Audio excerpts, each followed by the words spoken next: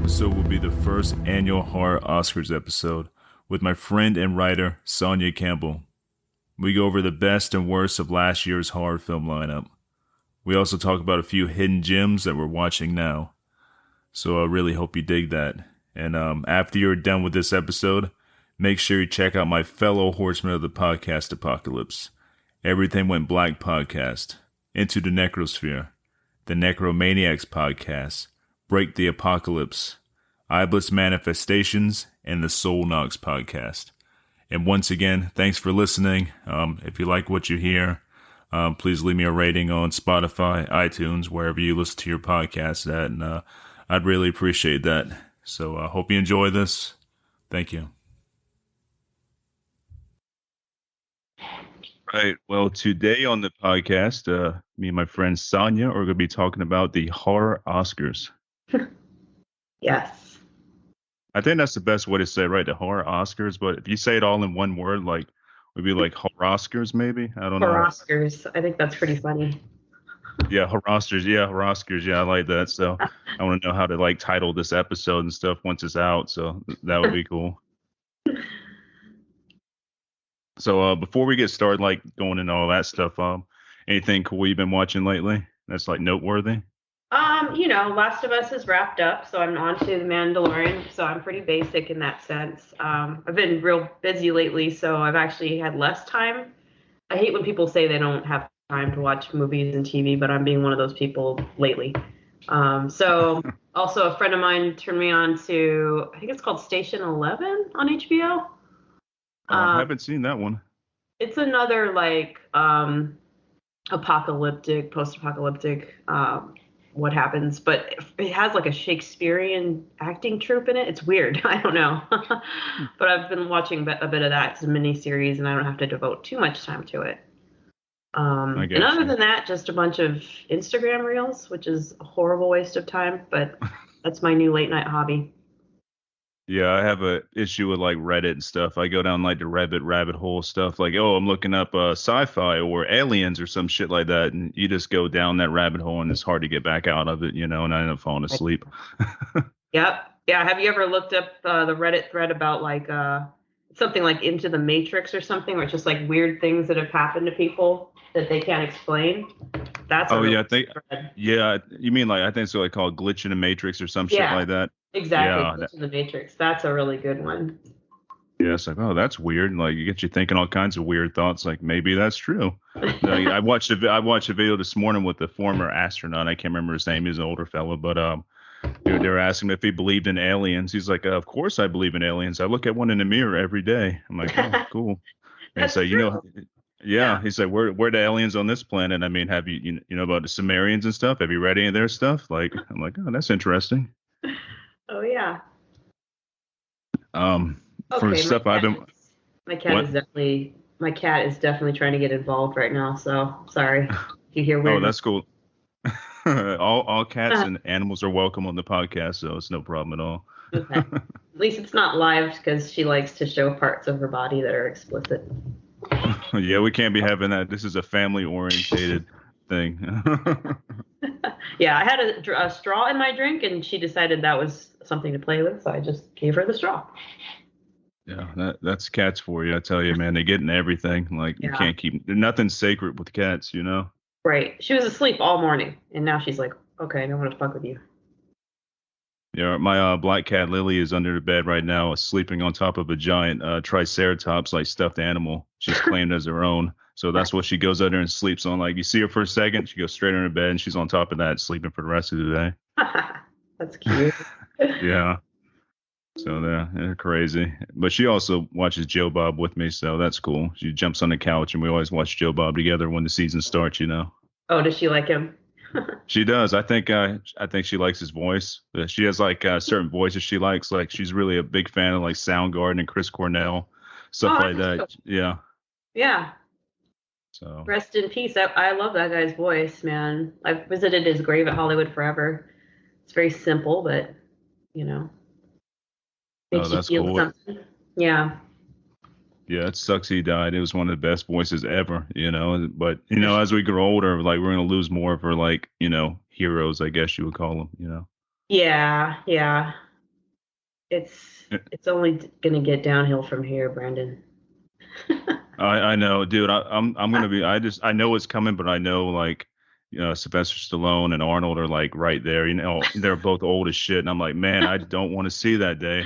Or like even Jean-Claude Van Damme, any of those guys from back in the day. Like that's gonna be so sad. Like there's such a big part of my childhood. What about Dolph Lundgren?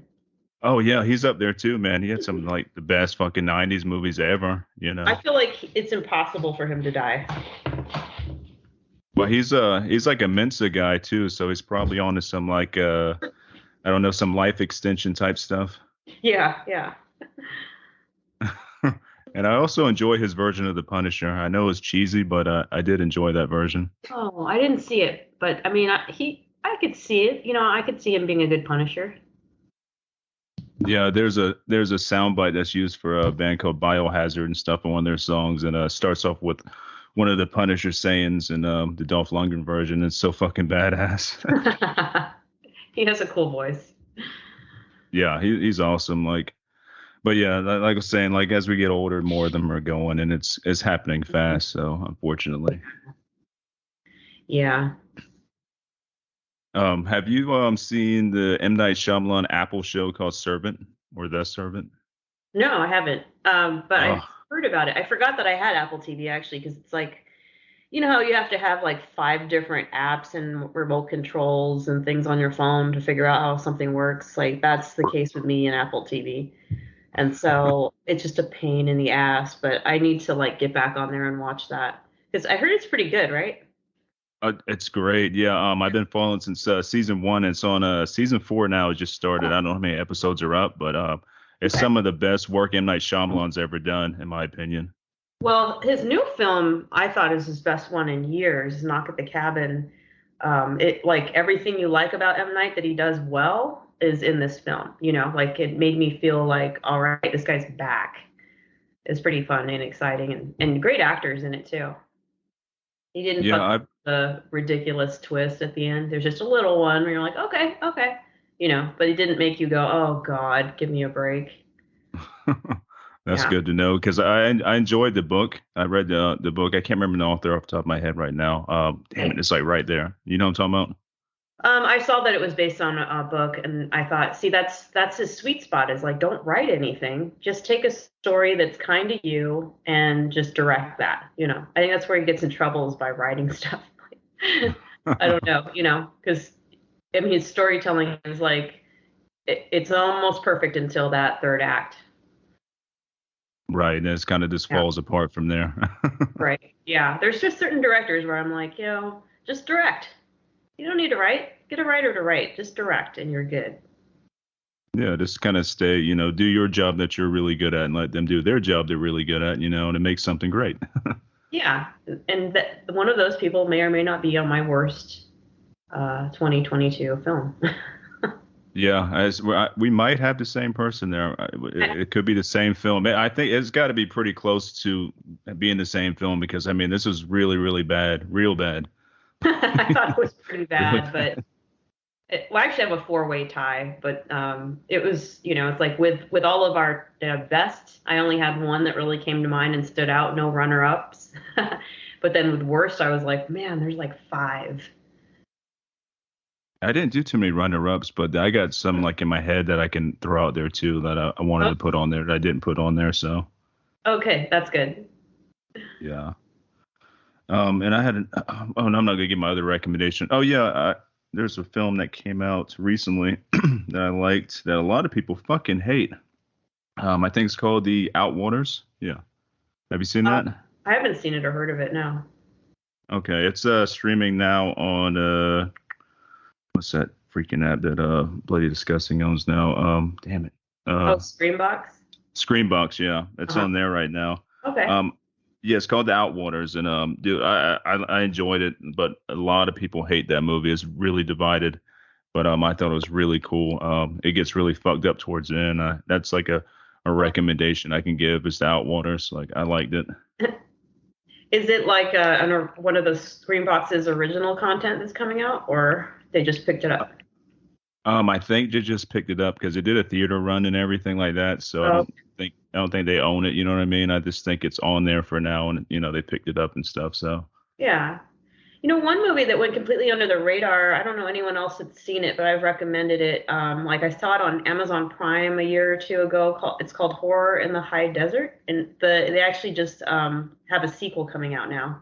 So there must be some other fans of the movie, but it's like super ultra low budget and it's in the woods, but like they just knew how to add certain elements to the film to make it eerie enough to where it sticks with you, especially with some of the mhm. sounds. But it's like I don't want to call it mockumentary, but it's a fake documentary. I like that term better. It's not like it's mocking a documentary.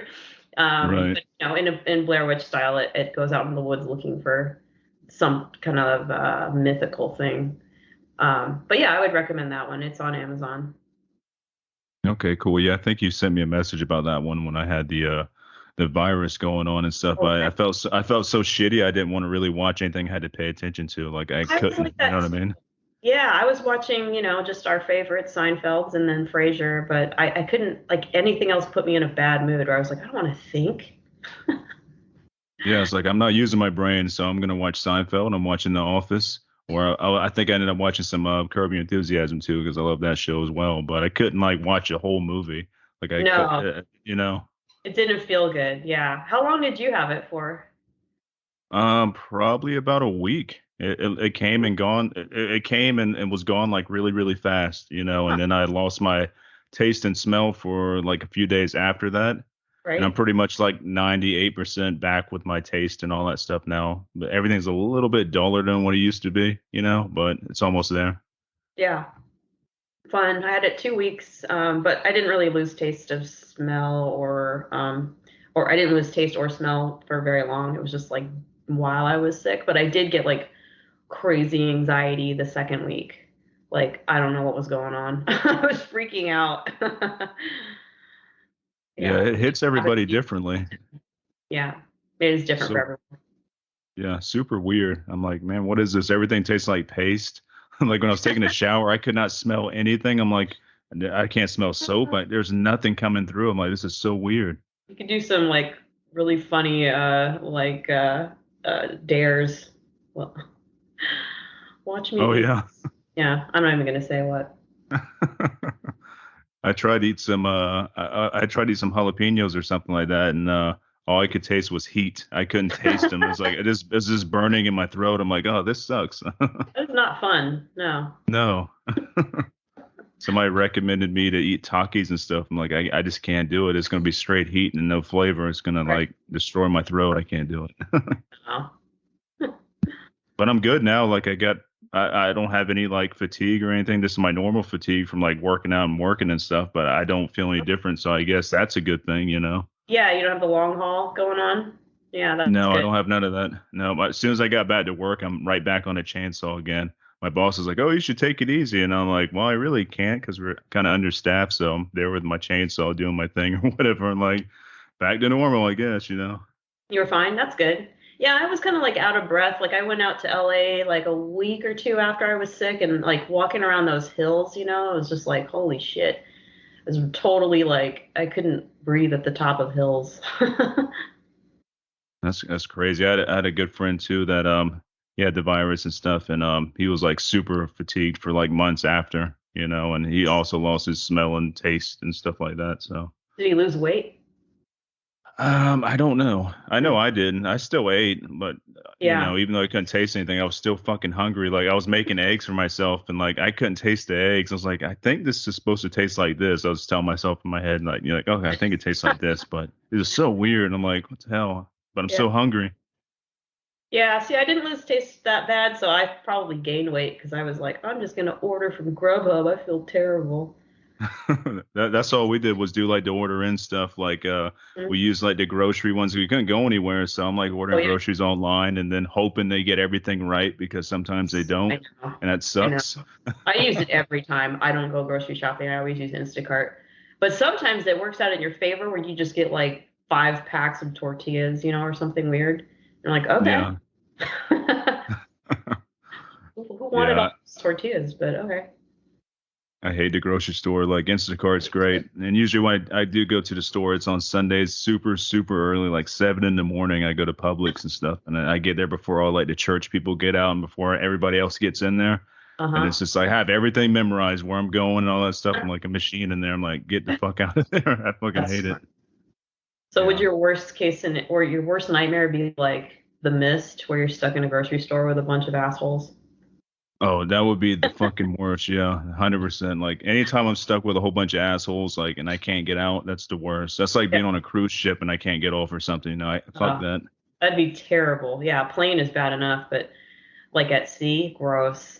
But yeah, the mist, you're in the grocery store and people like Marcia Gay Harding acting crazy, and then there's a bunch of big ass bugs outside. Like, which is worse?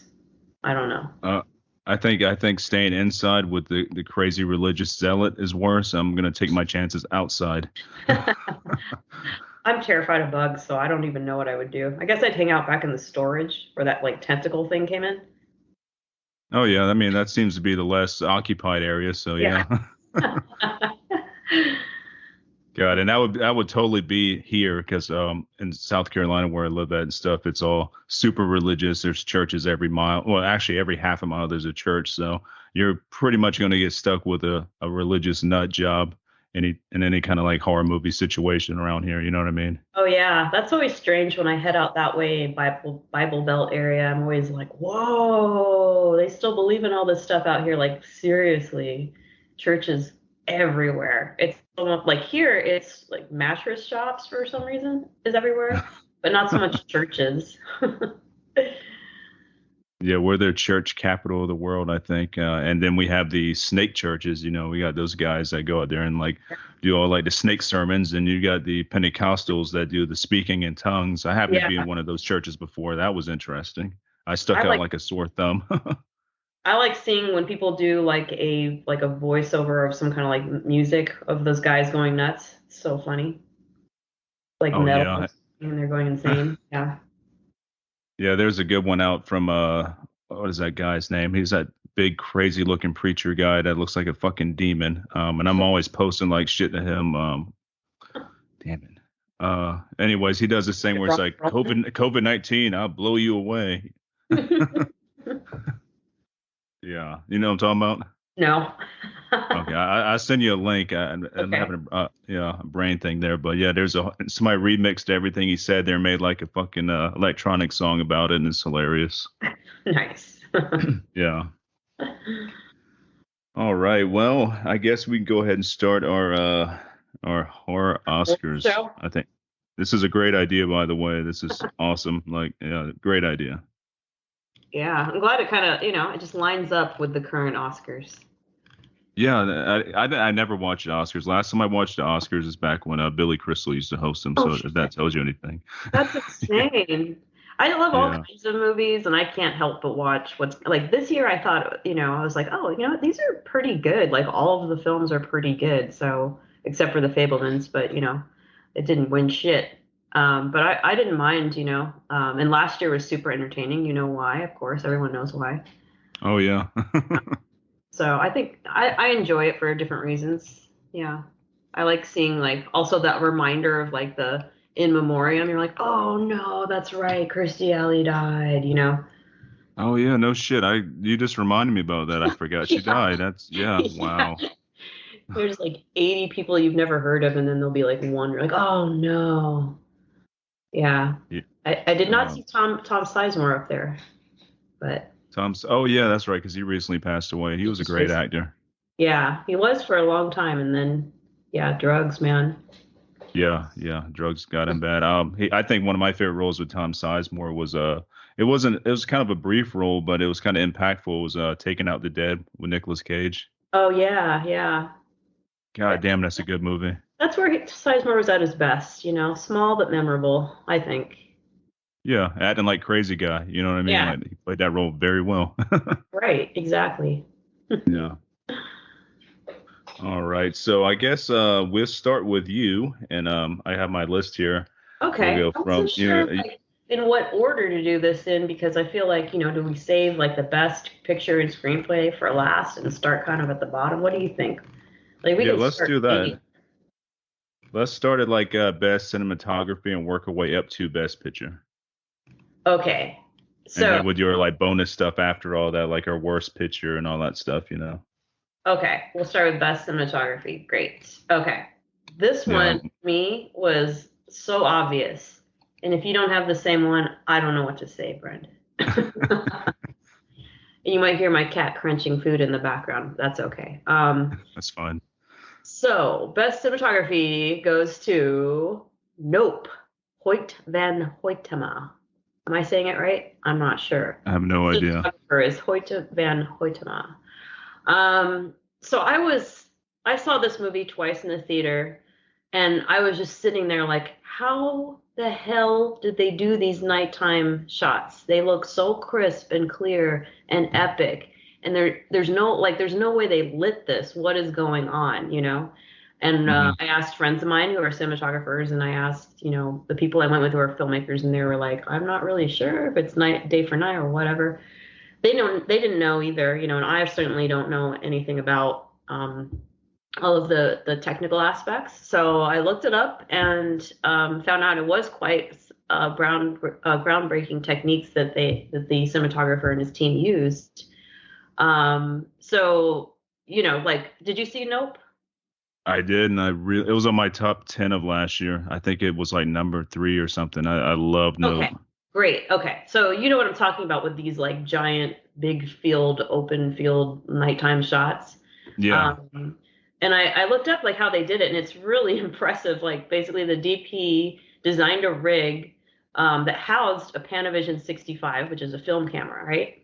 Mm. And an Alexa 65, which is a modded infrared digital camera that he positioned below the film camera and pointed it toward the line of sight where the film camera um, at a mirror. So like there's two images that could be positioned and aligned at the exact same point of view. Like Hmm. that's insane. Huge film camera, 65, and then this infrared shooting the same thing at the same time through a mirror. Um, Wow. and then he'd overlay the two images in post. So, like, I guess he did something similar in Ad Astra. Hmm. But yeah, he was saying that like he purchased two decommissioned 3D stereo camera rigs, and Wow. then mounted the two cameras. Um, so yeah, the one specialized to capture infrared, and the other film camera. And he says instead of lining up the cameras for 3D parallax, they found a new way to align them so that both cameras were shooting the exact same image. So yeah, that's basically it. They overlay them perfectly later in post production. So like that's how they got that insanely beautiful nighttime shots at night, filmed at night. I thought for sure they filmed it all in the day and just like did it in post to make it look like night, but no.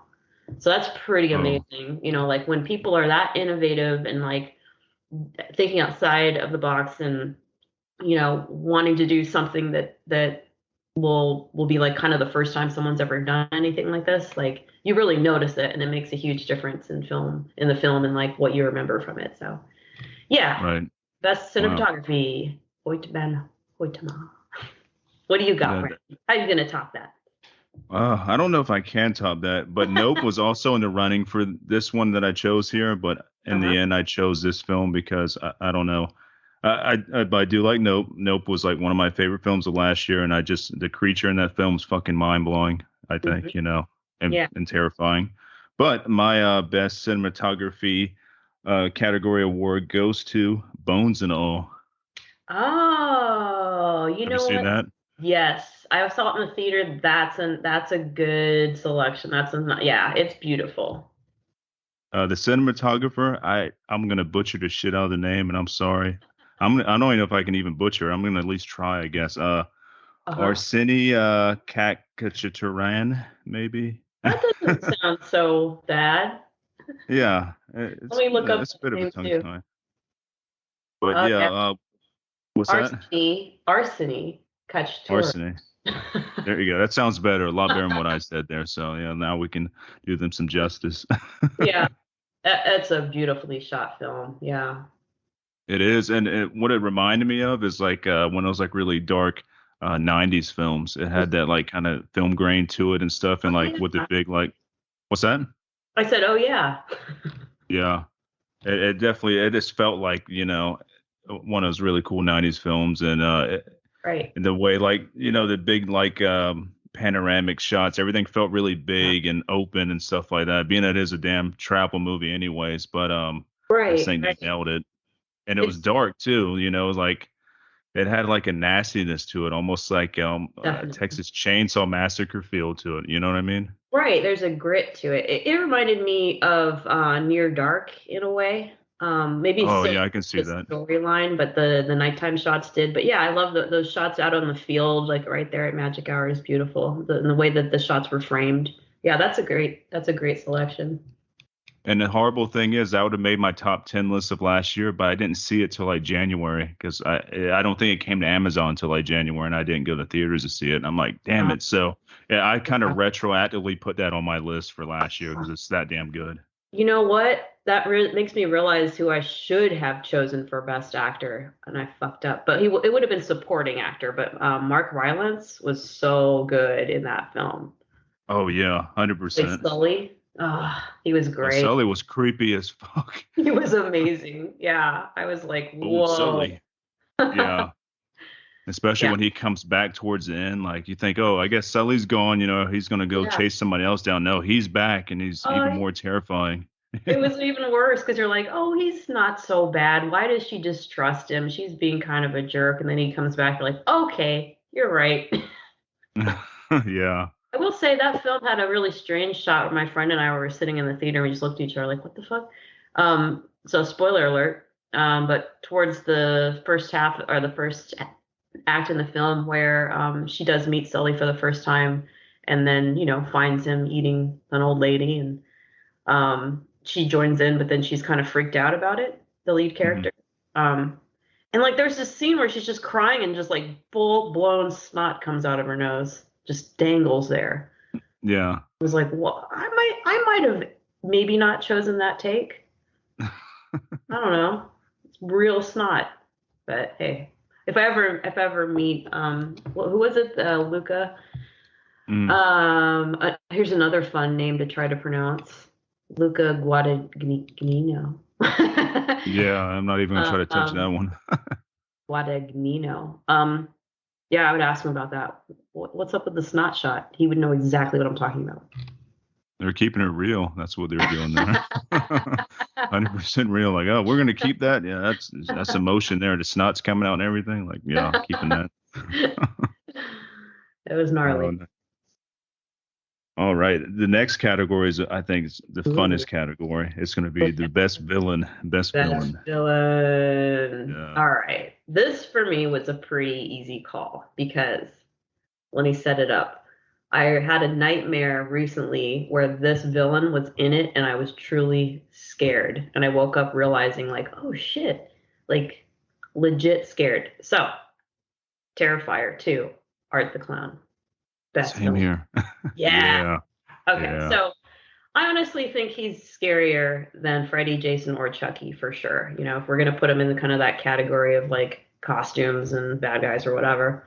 Hmm. And I am not even afraid of clowns. I have no like when I was a kid, I had this weird ass like 4 foot long crocheted clown that I called Jolly Joe, and I would hang him like in the corner of my room. Just looked like that clown from Poltergeist. I like Oh clowns. yeah. I Yeah, like me those too. little creepy porcelain doll clowns that are like in the savers and thrift shops that are like an inch tall. Hmm. I like clowns, but I don't even feel like it's that the clown thing is part of the scariness for me. It's just because he's completely deranged and has no issues whatsoever with doing the worst of the worst to a person. Like no Right. qualms.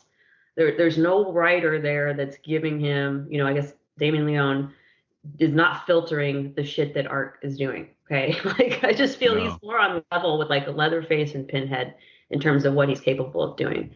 So yeah, he has that purely evil look, that presence. Like people just enjoy watching him on the screen.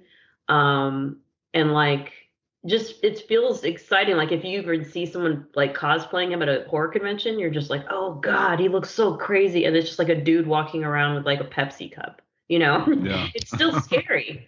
But yeah, I feel he's the best villain because he just has no mercy and he doesn't hold back. And he just is like, that is terrifying. 100% agree with that, and that's also my best villain, Art the Clown, played by the great David Howard Thornton, who Mm-hmm. was the nicest fucking dude ever. I got to talk to him last year, the year before last. I mean, he is the nicest dude, playing like one of the most like Yeah. heinous fucking villains ever. You know, Yeah. it's insane like how he can transform himself into that because, like you said, Art the Clown had there's no sense of humanity there. There's nothing you can really sympathize with. He's just straight like he is a he's murder on two legs pretty much. Right. Exactly. And I love that. And we need that because we don't really have any like cool like horror icons since like I think what I don't even know what the last one was. I Yeah. kind of accept Chrome Skull as our last one, but you know that was a long time ago. And I really enjoyed the Laid to Rest movies, and I thought Chrome Skull was going to be like an awesome villain for the new generation. But we haven't really had anything since then. So Yeah, just it's having definitely Art the Clown for sure. I know what you mean. Yeah. Like where it was just like, Damien Leone knows what he's doing with really taking something iconic, making something iconic, like horror film fans, a lot of us are really simple minded. It's just kind of like the movie doesn't have to be great, but if I remember that character and I want to like put that character on a shirt and walk around like I like this, it yeah. becomes this cult status thing. And Yeah. with the art, So, you don't forget art. The violence alone right exactly. there is like it's Yeah. etched inside of you. People getting tattoos of the guy, that's amazing. Yeah. Yeah, it's awesome. And I'm like, finally another horror icon. We have somebody we can look forward to in another sequel or whatever. That's not Michael Right. Myers. It's not Chucky, which I still, Yeah. I still love all that stuff. It's all, that's what I Sure. grew up with. But, it's nice to have like a fresh breath of air. And I Yeah. think that's what art is. Right. I'm a big 80s horror fan. And so to see that now is so cool to have an icon. Yeah. Yeah. And it kind of like crushes a lot of these, like zombie movies, because the big trend on zombies is like I'm so burned out on just like regular zombie movies and stuff like that, or just like oh it's just a regular killer guy. It's a pretty much a serial killer. There's no like supernatural element to it. There's nothing really, Yeah. like fantastic about it. But with the Terrifier films, there's supernatural elements there. Like he's definitely not a human. I mean, came back from a gunshot to the head and everything else. He's not human, so Right. there's like a cool lore behind all that. That's true. Yeah. Yeah. It's just down and dirty. Yeah. I Um, like good simplified horror sometimes. Me too. So yeah, that's my choice of best villain, and yeah, I can't wait till the third one comes out, and yeah, it's gonna be great, and hopefully they kind of like go a little bit more on the backstory, which I think they will, like kind of explain a little bit more things. But if they don't, that's fine too, because it keeps them like just a fucking killing machine, with no reason, just the Yeah. Terminator like horror. So. I wonder if that little girl will be around too. I think so. From what I was Yeah. when I was reading and stuff, I think she's gonna play another part in the third movie and stuff. Pretty So, sure I'm gonna see little girls dressed like her at like the next Monster Paloozas, and so that'll be cute. oh yeah, and definitely this Halloween coming up. You can see kids dressed up like that and stuff. So, because you Yeah. got so many arts right now dressed up. People dressed up as Art Uh-huh. the Clown. That's gonna follow suit with that. So, And they all look scary. I'm always like, okay, that's good. That looks good. I think to me it's something about the nose and the blacked out teeth. I Oh think that's yeah. what kind of it's like that's not a normal looking clown look. With the big pointy nose and stuff. Like there's something Like a like real witch. sinister about that. Yeah. True. Like a witch feel to it, or like maybe a troll or something. It's not, Yeah. Yeah, I remember the first one. It was like word of mouth, and then I was like, oh, let me check this out, and I was like, okay, nothing is like happening, but for some reason I'm really disturbed. Like just the idea of sitting in that like pizza place or whatever it was, and that dude just I would not. And I'd be like, I'm gonna go. I'm not hungry. Yeah, that would have been the Not right to take move. selfies with him. No. Just Oh, that stare. He's just sitting there staring at you. How creepy yes. is that? Like not saying a fucking thing, just sitting there and then smiling at you too. Like that's a big thing that gets me. Like people don't Right. just randomly smile at you. I'm like, that's fucking creepy, This, man. when you go to a haunted house and like someone tries they're like super in character and they try to freak you out by doing shit like that, and you're just like, all right, get out of my face, you're annoying. But like Yeah. with him, it would be like, Definitely don't think this is fake. Yeah, he would have. I think Art the Clown would have worked out well in that movie Haunt. Have you seen Haunt? Oh yeah, yeah, for Yeah, sure. I love that fucking movie. I think yeah, he would fit right along with those other interesting characters in that one. You know, Yeah, I want to see more like some cross art films. Art versus Freddy. That would just make me feel like Freddy was lame. I Yeah, want to feel that way.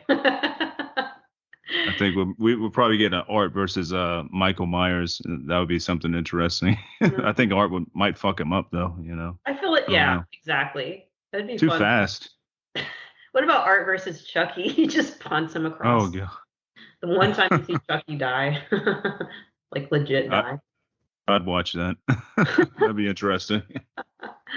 Art versus Leprechaun or Art versus Wishmaster kind of be more in like the realm there because they're kind of like in that kind of weird Oh, category, I guess. Master versus Leprechaun. Hmm. Yeah, I've always wanted that movie. That was supposed to happen. I think they did a comic with Wishmaster versus Leprechaun or something back in the day. God, that's I amazing. Yeah, I've always been a fan of Wishmaster, and I like Leprechaun. I think he's cool. Even the sequels are good. And, like they're He's just pretty fucking fun creepy. movies. Yeah, What's that? yeah. He's pretty creepy. Yes, especially that first movie. God damn, like there's a scene like people use as a gif now where he's like sitting in like his doorway and he's just sitting there like moving his leg around and stuff and Oh like man, yeah, that's creepy as shit. totally. Imagine waking up, you get a leprechaun like grabbing hold of your leg or something. Like man, that's horrible. Oh, that is not something I'd want to see. No, no. No. All right, so the next category is best hair and makeup. Best hair and makeup. All right. So I chose Mother from Barbarian. Oh, nice. And Okay. yeah, so Mother was played by this like actually really attractive actor named Matthew Patrick Davis. So he's like mid 40s, 6'8", and like Mm-hmm. 170 pounds. So like this guy can play a freakish character, right? Right. But yeah, I mean, it was like really cool. Like, obviously it's practical, so they did a good design, and then like the film was shot in, or at least the effects makeup, the portion of the film showcasing Mother was shot in Bulgaria, and there's a team out there that did his prosthetics. But yeah, like he was talking about, I read a short interview, and he was saying that it's the look of Mother consisted of a headpiece with a wig attached and then the facial prosthetics, but his nose and his mouth is his. Mm-hmm. But yeah, the effects team used false teeth to push his mouth out and change the shape of his face.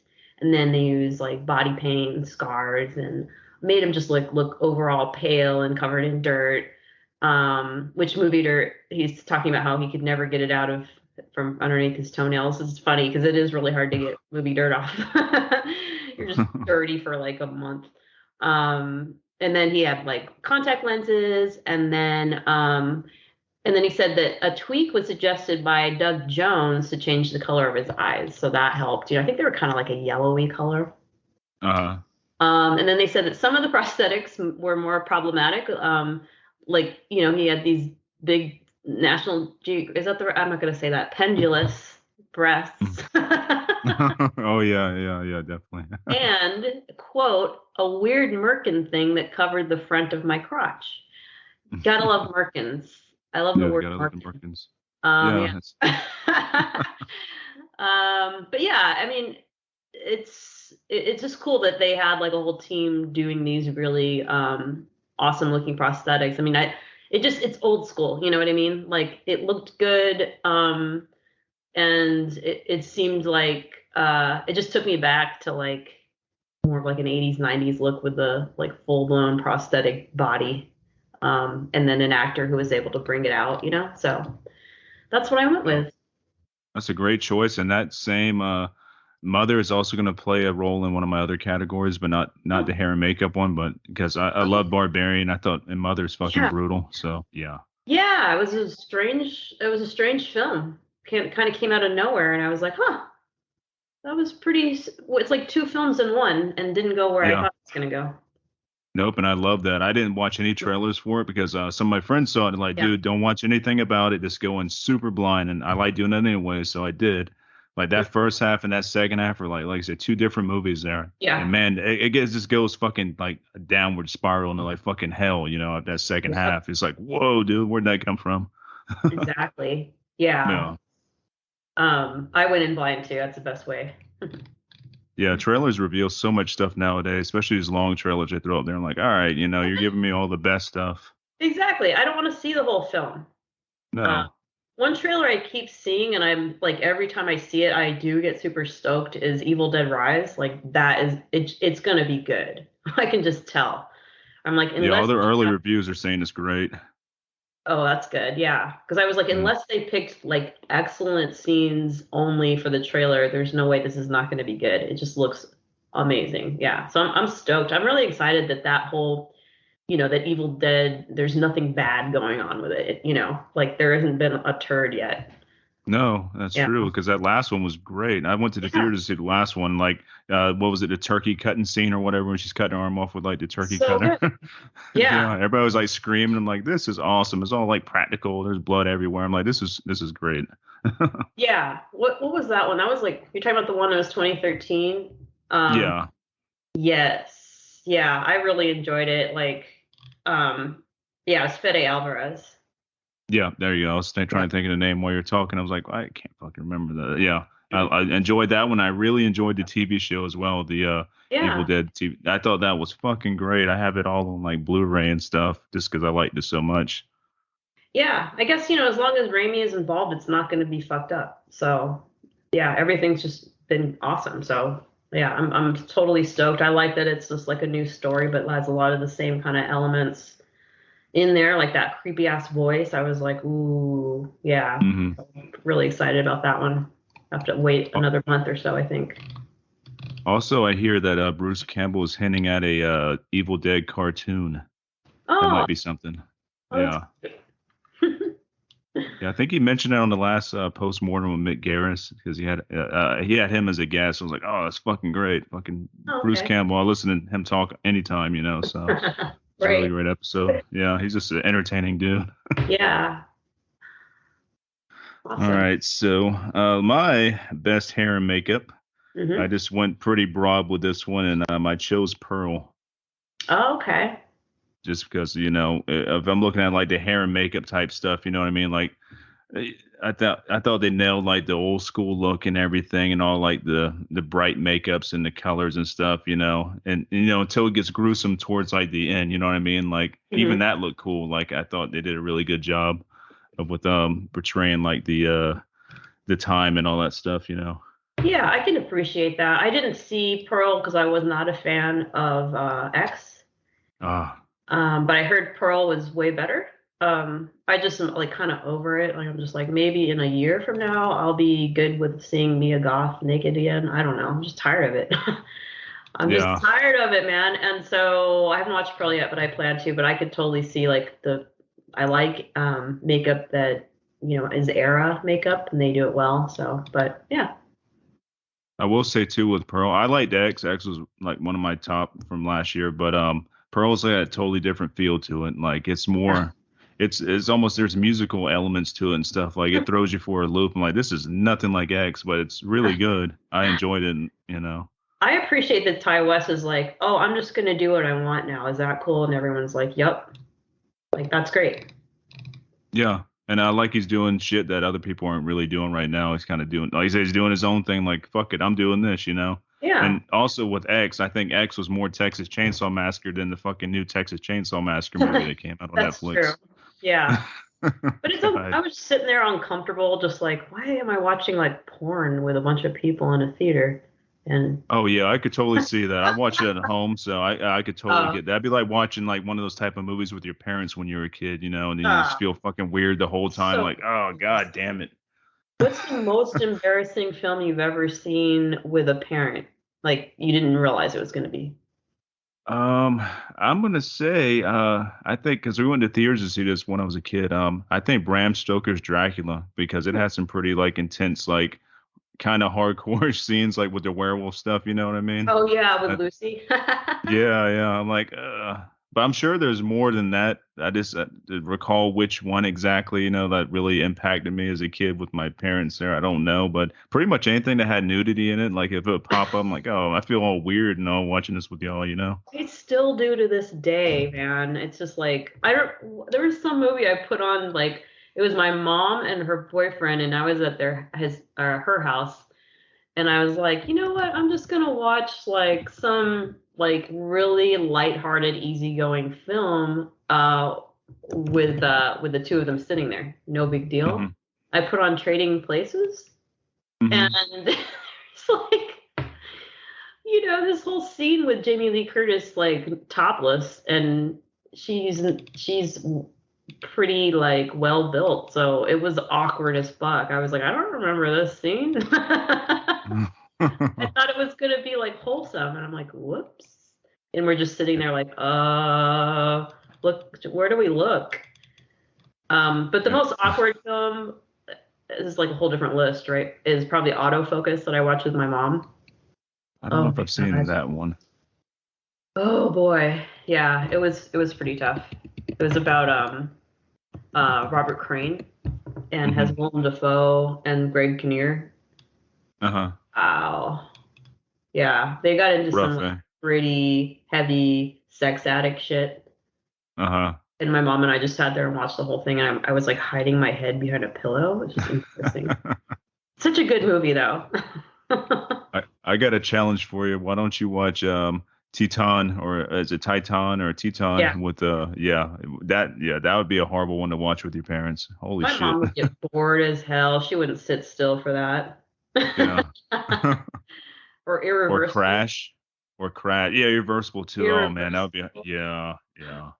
Just that one scene, like over and over again. Yeah, that's like Even, one of the supposedly one of the most shocking scenes on any movie still like to you, this day.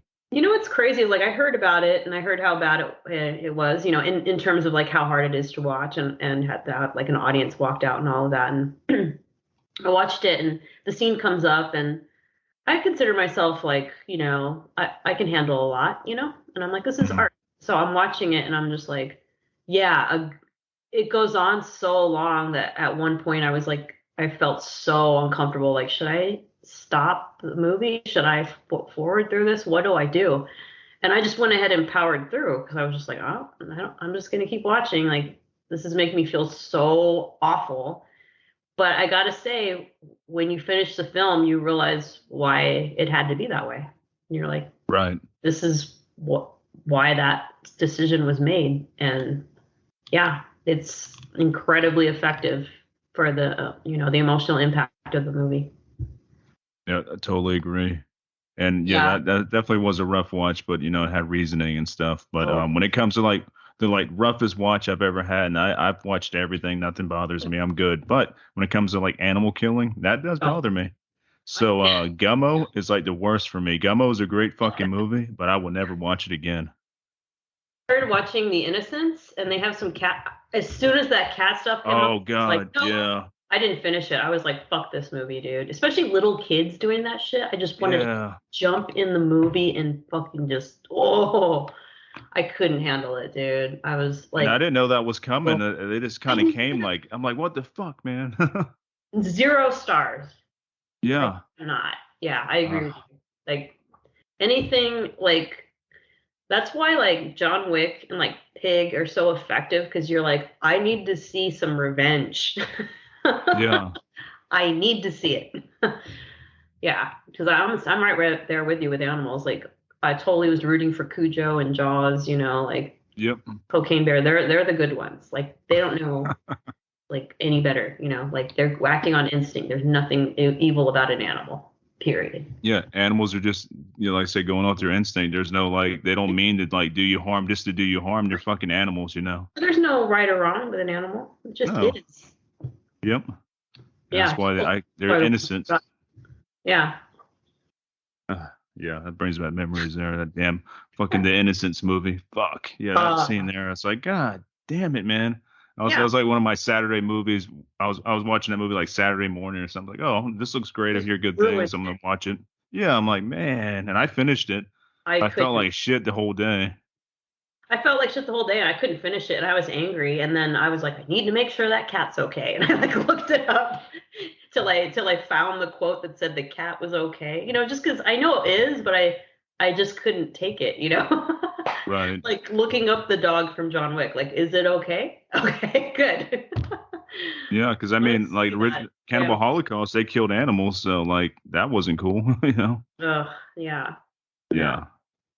Gotta look that shit up sometimes. And back in Yep. the day on those old like Western movies, they would fucking trip the horses with wire, you know? I know. I know. It's The fuck? awful. Yeah. Yeah. There's even some films and series that still get away with that shit. If you don't see Oh, that logo at the end that it was approved by, what is it called? Like no animals are harmed. You don't see that, it's kind of like, oh shit. There's been stuff I've seen like in the past 10 years where I'm like, there's no way that was okay, mm, but yeah, that's fucked up. I don't mind violence towards people because, it's people, but when it comes to yeah, animals, yeah, yeah, can't deal with that exactly. shit. I realized that the other day, like if some vagrant is crossing the street in front of me in the middle of the road, I almost like speed up to tell them like, get the fuck out of here. But then like the other day, a coyote started crossing the street, and I was like, oh, everybody stop! Like turned my hazards on and like stopped in the middle of the street and flashed my lights. Do not hit that coyote. Yeah. I'm the same. I would be the same way. I'm like that with we have these Canadian geese in our neighborhood, and they're all over the fucking place. And I stop in the middle of the road and let them cross. I won't Yeah. even let like a hobo cross the road. Pretty much, like I say, I'm coming at you. Get the fuck out the road. Dude. You know better. Get out the road. These are They know fucking better. Exactly. animals. They don't know any better. You know. Go to the crosswalk. It's literally 20 feet up the street, you dick. Yeah. Yeah. If you're drunk on a Coyotes, bicycle, that's your problem. You know. Get out the exactly. road. Coyote's running for his life. You are Yeah. running across the street with your Taco Bell. I'm gonna kill you. Yeah. Yeah. I'm coming at you full blast. All Uh, right. So our next category, I bet we're going to be tied on this one too. I'm pretty sure. But I the think so. next one is best effects. This to me was no contest. We'll see. But I Oh, chose Megan. oh, wow. Yeah. You totally Dude. got me on that one. No, didn't Okay. get that one. Because like when you're watching it, it's similar to the Nope cinematography where I was just like, how did they do this? This is weird because I was like, it's not CG, but it does not look real. And I couldn't understand how they pulled that off. So I really was intrigued and I'd never seen anything like that before.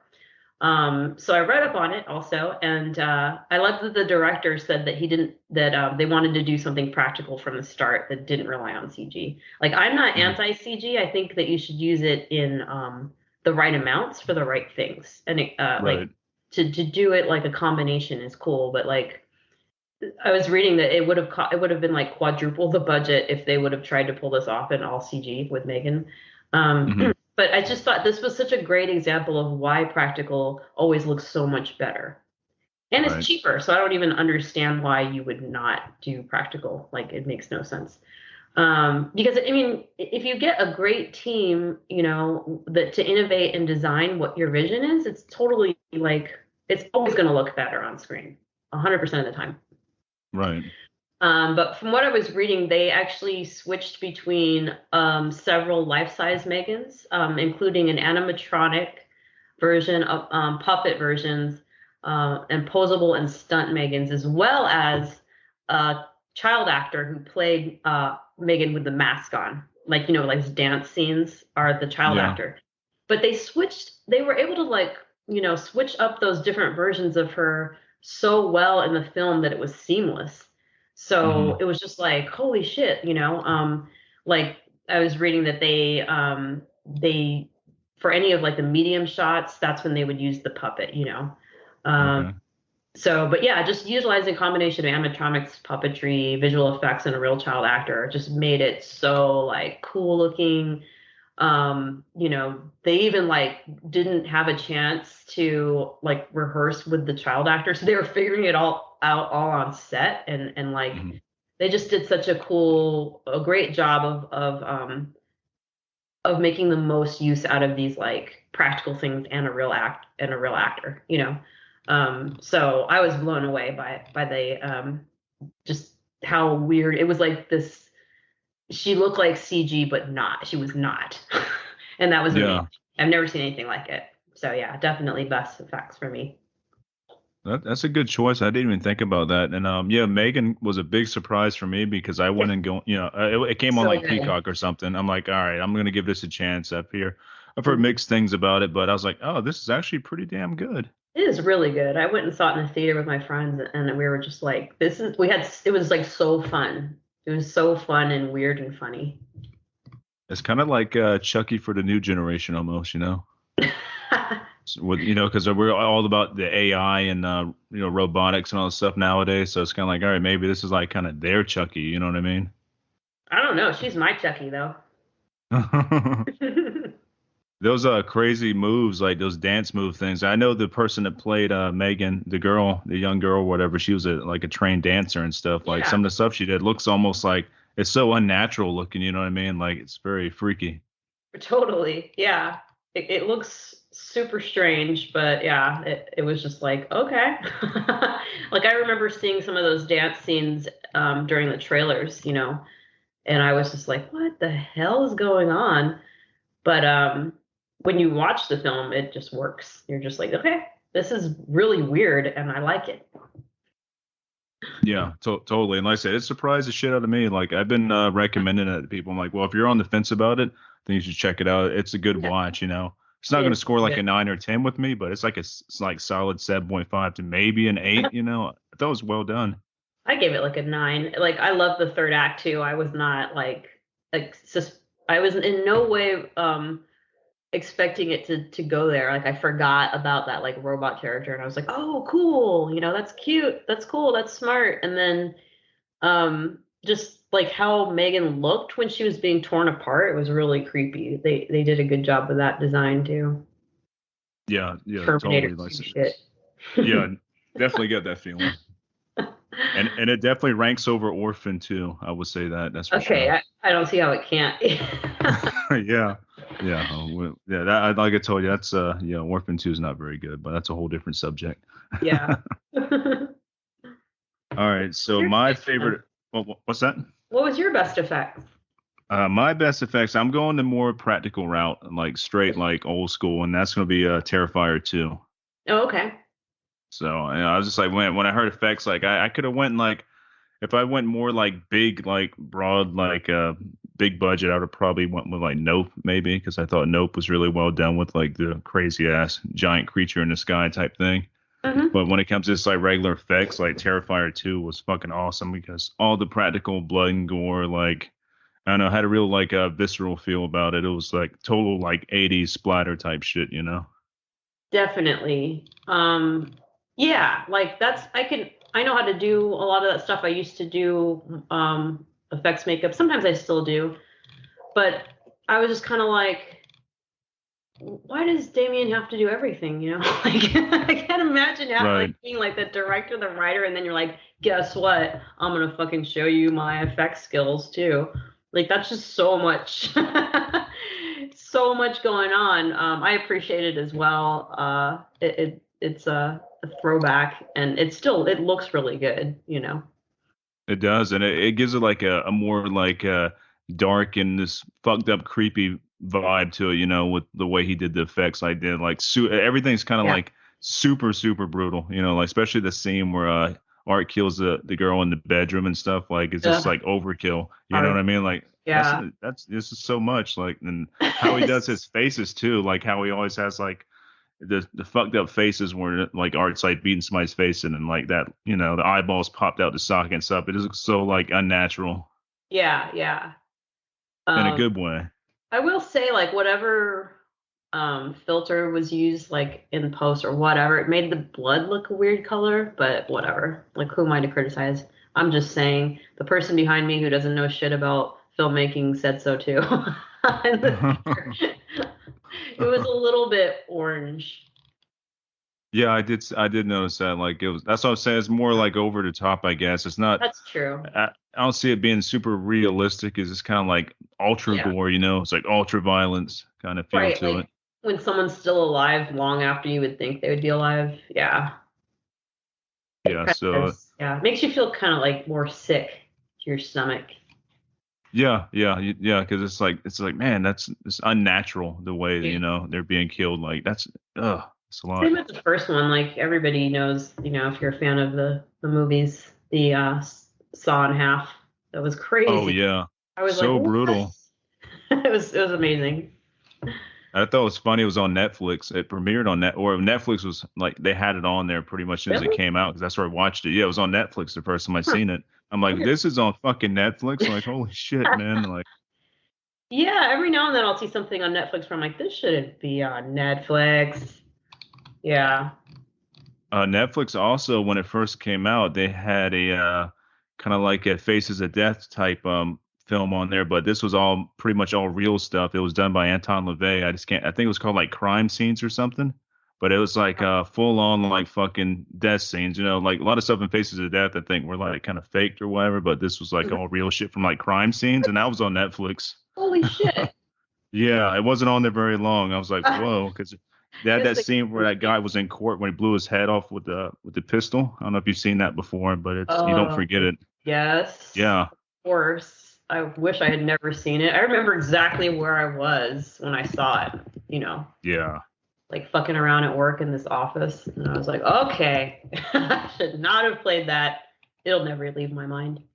so brutal. But they had that, and they also had a Hundred Tears was on there. Have you ever seen 100 Tears? I think it's either 100 Tears or 1,000 Tears. I think it's 100 Tears. It's a giant clown movie, clown serial killer type thing.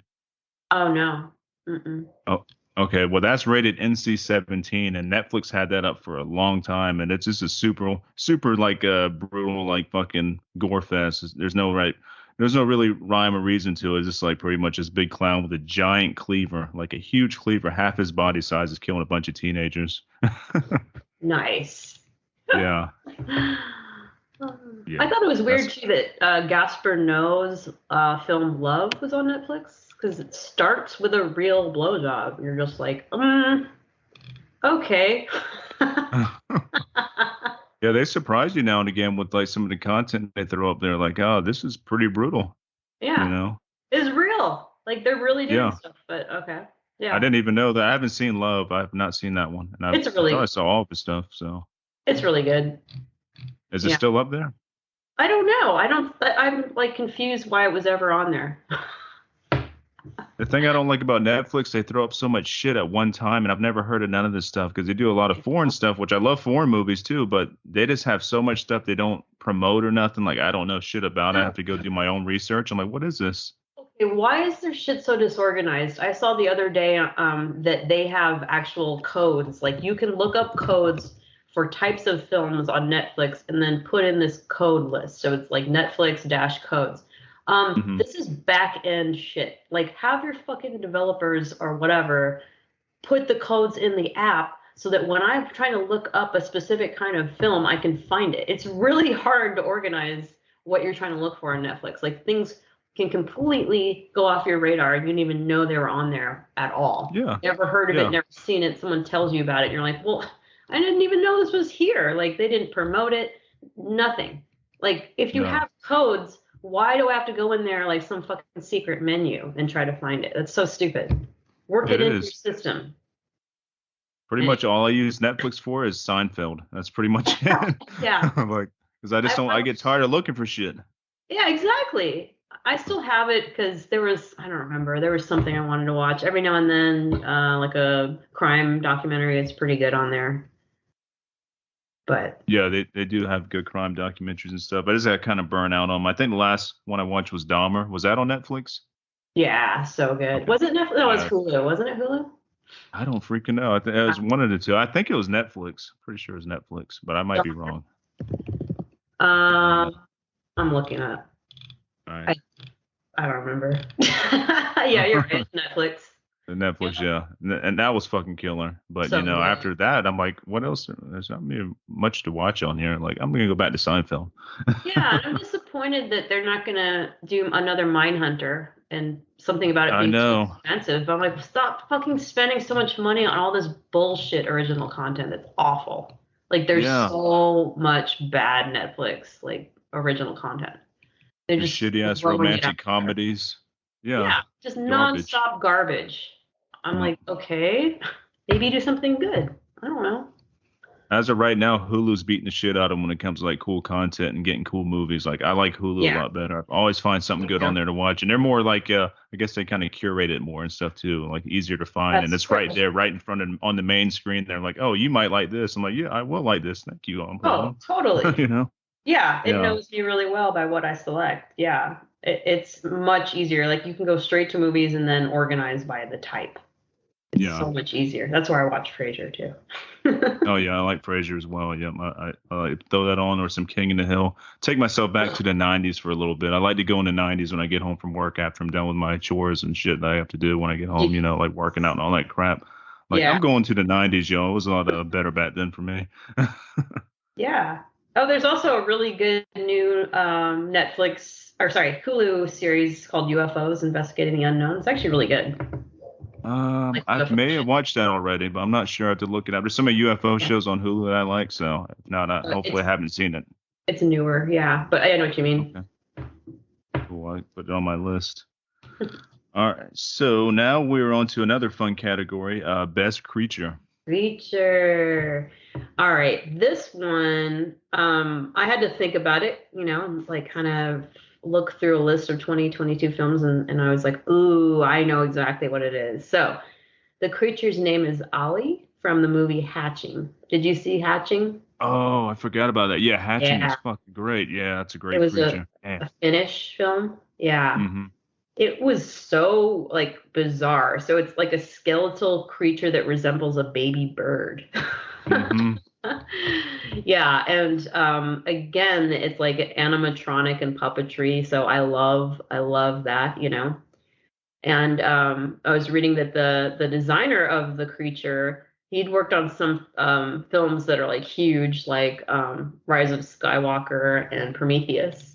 And so Mm-hmm. he's doing this small film, and he said it was actually like more challenging because it was like all in a house. Right. So because he's not working with this huge team, but he was saying that every small detail basically has a consequence. Like you can't really afford to fuck up. But yeah, he was saying that he had to organize every aspect of the build. He didn't have anything he could hand over. So that's a lot of work. And a lot of it was like a learning curve for him. Um, but yeah, some of the techniques weren't new to him, but it was just like having to do it from start to end was really a challenge, and that the end result he said was as good as if it were to come out of a Star Wars creature shop. Which I mean, I would agree, it does look that good. Oh yeah. And it's strange, it's really creepy.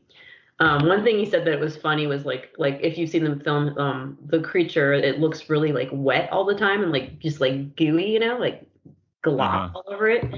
But yeah, he was saying that he kept like having to put more lube on it. It was like lube that he was using the whole time, so it's a Oh big wow. factor to make it look really goopy. But yeah, and it was just like an unexpected like creature. I didn't, I just kind of like happened to come across the film, and I'm like, oh, I don't know anything about it, and I was like, this looks kind of good, Finnish horror. Yeah, let's check it out. And then this weirdo baby bird thing comes out. I'm like, what the hell? Yeah, Yeah. it stood out to me. So that's my pick. Oh, that's a great one. I should have thought of that one too. That might have made my list, but I think I'm pretty happy when I got. But Yeah. yeah, I think with that movie still like when it started like mimicking the girl and started looking like her, I think it got even Oh yeah. creepier, man. Because like the mouth effects and the actress that was playing the creature and also the girl and stuff was like awesome, like with the Yeah. movements and everything. Oh So yeah. freaky. Totally. I think that's kind of like an underrated like gem of a movie there. Like I don't think too many people Mhm. know about. I need to check it out. Yeah. Yeah. Hatching. And that's on Hulu, I think, still. I think so too. Yeah. Yep. All right. So my favorite creature is going to be something we talked about earlier, and that's the mother from Barbarian. Oh, okay. Cool. Yeah. Like the actor Matthew Patrick Davis did a fucking great job playing this creature, and I just love how brutal the creature looks like. The mother. It's like Yeah. we've touched on some of this stuff already, but like this is all the practical nastiness of her. Like this is Mhm. something that could possibly exist somewhere in the caves of West Virginia. You know what I mean? Yeah. Like a Or lot of the inbreeding basement in could lead to Cleveland. something like this. What's that? Yeah. I said, or in the basement in Cleveland. In a Yeah, Detroit totally basement. horrifying. Oh Yeah. yeah, in Detroit. And Yeah, her motivation is also creepy. It's interesting that like you end up feeling some sympathy for her. You're like, oh, yeah, she just wants a baby. Go be her yeah. baby. And yeah, this and she's like a killing machine too when she gets out, especially when she gets out the house and she's like following she I think what splits that hobo guy in half or something or tears his head off or something really brutal. It's Yeah. like fuck, like terrifying. And the first scene where she comes in there after she kills what's his face that played Pennywise in a new It movie, uh can't remember his name right now, but anyways, after she kills Cars. Skarsgård. It's a Skarsgård. I know that his last name is Skarsgård. I can't remember which one he is, but yeah, when he gets fucked up, it's like, man, that like this is like a awesome like creature finally. Like I would consider Barbarian like the half of that film a creature feature. You know what I mean? Yeah. It was Bill Skarsgård, by the way. Yeah, Bill Skarsgård. Yeah, Who there's is like going what three or four to of them. be Nosferatu, which is cool by me, man. Yeah, he's a great actor, and he's got that build where he can play like vampires or maybe like werewolves or he's got like a kind of like a creature guy type build to him too, so he can play weird shit. Right. Like I remember I was thinking like, oh, I really think Willem Dafoe should be Nosferatu in Robert Eggers' new film. But Hmm. Bill Skarsgård, yeah, that's a way, way great choice. Like it should be someone like younger and uh to match with the with who is it that's playing? Oh, Lily Rose Depp is the love interest. Hmm. Yeah. So I'm excited about anything that Eggers does, but that's gonna be amazing. Oh yeah, I'm all aboard, and like I can't wait for that. And I think he's gonna make a great Hmm. fucking vampire. Like he's played a vampire before on what was it fucking? There was a Netflix original way back in the day. Damn, I can't think of the name right now. I'm all over the place with like trying to remember shit right now. But it was a really killer show that Eli Was Roth it produced Hemlock or Grove? directed. Yeah, Hemlock Grove. There you Okay. go. Yeah, Yeah. yeah. Did you ever watch all those or Nah. no? Oh, he's gonna be in John Wick 4 also. I can't wait to see that. I'm gonna go see it next week. Oh, Stoked. I didn't know he's in that. That's I cool. didn't either until just now I looked it up. Nice. Yeah. I love the John Wick movies. Like, yeah, those are some of the God. best action movies ever. So good. Yeah. It doesn't I don't even care if the story is whatever. Like the action sequences are so worth it. Yeah, fucking awesome. Keanu Reeves, like, still kicking ass is really cool to see. Yep, he's amazing. Yeah, I'm a big Keanu Reeves fan. All right, so now we're going to one that is probably being controversial on my end, but we're Uh-oh. going with Best Actress. Best actress. All right. This again to me was super obvious for me anyway. I thought the best actress was Sosie Bacon, who played Rose Cotter in the movie Smile. Smile Oh, okay. was up there with one of those films where, like with Barbarian and Black Phone, where I was just like not knowing what to expect and thinking it would be bad, and then I was like, oh shit, this is good. Hmm. Saw this one also in the theater. So Sosie Bacon is the daughter of Kevin Bacon and Kira Sedgwick. So obviously she's just born to be a good actor. um, Right. but yeah, she said that her family are big horror fans, and she'd been wanting to do a horror film, but waiting for the right thing. And then Smile came along, and it was like a meaty role. It really is a meaty role. It Hmm. needed like an actor that could really pull off this range that goes from like this subtlety of just like small expressions to supercharged emotional reactions to like horrific things. Hmm. Because the character is like a woman with past trauma, and she's dealing with this unexplained horror phenomena.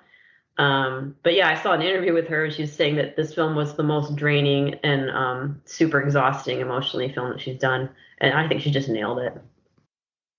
Yeah, I agree. She did great in that movie. Even though I wasn't a big fan of the film overall, I thought she was great. And knowing that Is this who the who her cat? parents were too.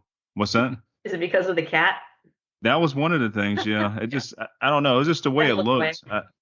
Yeah, the cat thing did not add anything better for me. You know what I mean? Like, damn it. Yeah. Yeah. I just thought it was going to be worse, and then I watched it, and I was like, "This is pretty good. I liked it." Yeah, It's it's been on a lot of people's like seven. top lists. Hmm. What's that? It's a seven. You give it a 7? Yeah. I think I'm on the same boat as you on that one. It'd probably be like a 7 out of 10. Like I didn't hate it. I just like it didn't like hit me hard. Yeah. Seven's pretty good. Seven's like, yeah, I'd recommend it. Yep, totally agree with that. All right. Who All did right, you pick for best actress? all right. This she's in everything now, so Mia you're gonna Goth. know that. Ding ding ding. Yeah, that's it. Mia Goth and Pearl. That's what I Okay. got her for because I thought she was fucking killer in Pearl, and which you haven't seen yet, but I Right. think you might understand once you do see it. Like Okay. she uh she plays crazy lady really well. She You know what does. I mean? Like, yeah. Yeah. And there's something about her look too, you know what I mean? Like she has that like kind of off balance look about her. She's not like a normal like actress, I guess. And she's got her own thing going on. Have you seen Infinity Pool? Brandon Cronenberg's new one. I have not. I want to see it though. I haven't seen it. She drives me insane in it, and you're just like this.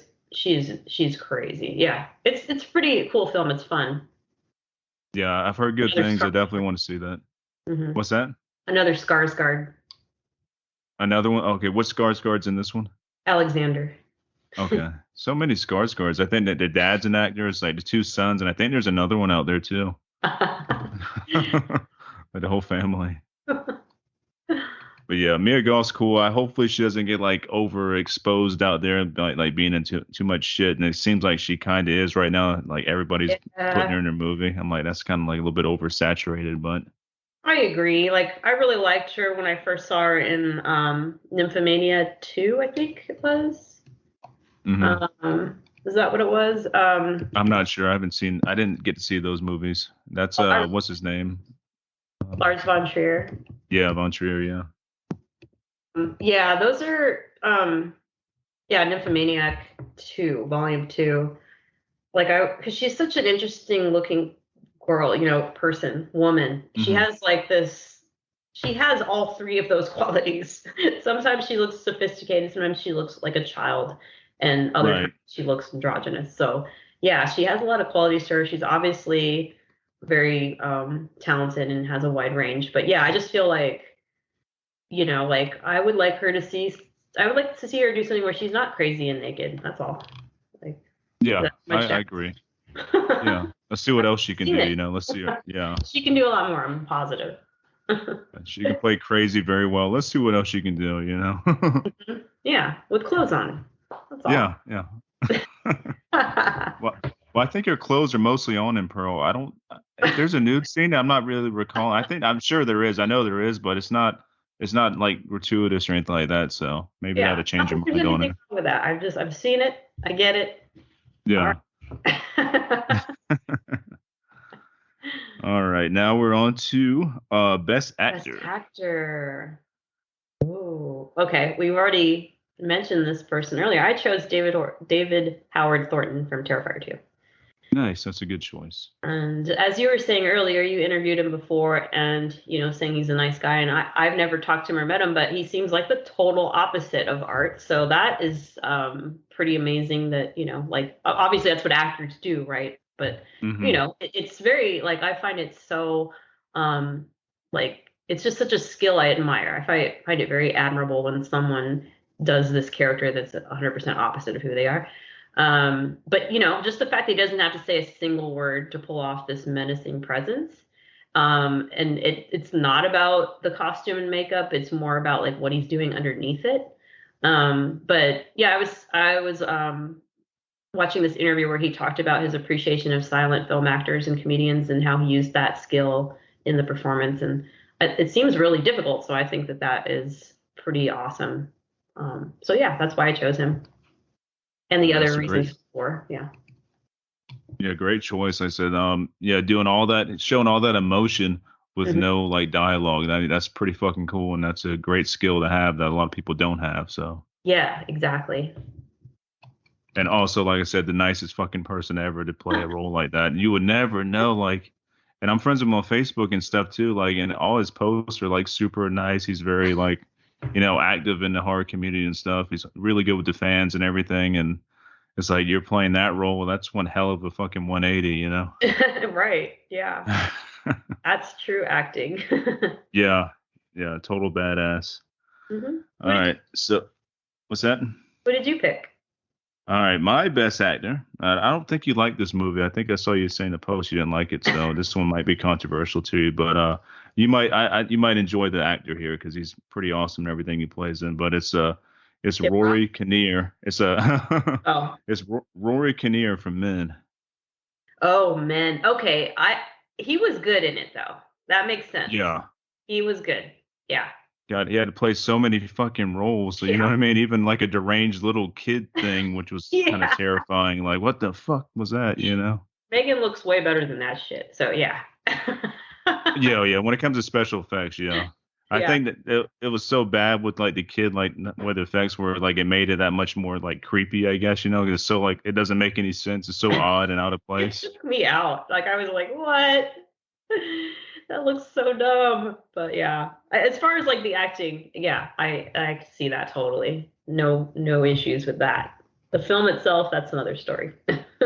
So I liked the film. I thought the film. I think that made my list of last year too, somewhere on there. But I liked it a lot. It was just a creepy factor. Just him himself, like his roles are what really did it for me. Like Mm. this the creepiness of it, like especially the part where he's like standing out there like naked staring at into the window at what's her name there and stuff. Like, man, Yeah. like, there's something really creepy about that. And he did a great job. And I think if I'm not mistaken, I think he played Frankenstein in Penny Dreadful. Did you ever watch Penny Dreadful? Nah. No, not your thing. No, I don't really like horror series that Hmm. much. I recommend that one. It might change you around on that. It was really good, but unfortunately it got canceled and they did a comic to kind of like supplement what happened after all that stuff. Oh yeah. Yeah.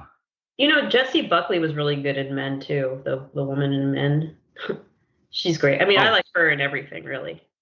yeah, she's awesome. She was another movie she's in recently I like, but yeah, she's a Mm. great actress. Like, I think those two together are kind of what made that, besides some of the like questionable CGI usage in there, you know what I mean? Well, I have But opinions on it, but guess what? It's in one of my worst categories, so I'll tell you later. oh, well, I'm still hoping we have the same worst one on there. Hopefully it wasn't this one. 'Cause I got one that can beat that one. Oh yeah, So yeah, we'll find we'll out. see.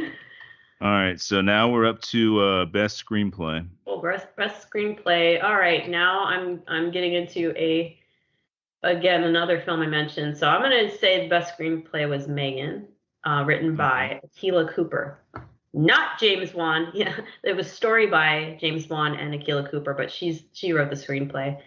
And Nice. man, I she wrote *Malignant* too, with James Wan and Ingrid Busso. But she is she is giving his work like this extra quality that I think is amazing. Like them as a writing team, it just makes the story smart, weird, but balanced. Like there's an unpredictableness. Like James Wan as a writer, he obviously is into fun and storytelling, or even as a director, but like something about *Malignant* and Megan I realized stood out, and it's because of her. Like she just knows how to make things innovative and modern. Like her Hmm. writing is just it's really well thought out plot, character development, twist, and humor. So I saw that she recently came up as Variety's 10 screenwriters to watch for 2021, and hell yeah. And moving Nice. forward, I think I agree with that. And she was just announced as the showrunner for the upcoming HBO Max TV series adaptation of the novel Monster by A. Lee Martinez. So Oh, I'm cool. really like, I follow her on Instagram. I'm like a fan, like I'm really inspired by her as a writer. I think it's so cool. Like how many African American horror writers are there out there? Like Right. I don't know. Like, I don't know. Maybe there's plenty, but just it's cool that she's doing these big films and getting work and like her work is good. So yeah, Yeah. I'm That's excited to see what awesome. else she does. Same here. Great choice. Thanks. Who you got? I have another hard fucking name to pronounce. The first name's easy, but last name, it's fucking. I'm gonna butcher it. I'm sorry about this, but it's David Kajganish. David Cadganish. We'll say that. That was like closest to what it is, but he is a That's right. screenwriter for Bones and All. Oh, okay. So he did Yeah. he was he the writer of the book or he adapted the novel? He said he was the screenplay was written by him, and Okay. the novel was by what's that? Is it a novel or a like a graphic novel? I don't even It know. said it's it said it's based on a novel. It don't say graphic novel written Oh, by okay. Camille DeAngelis.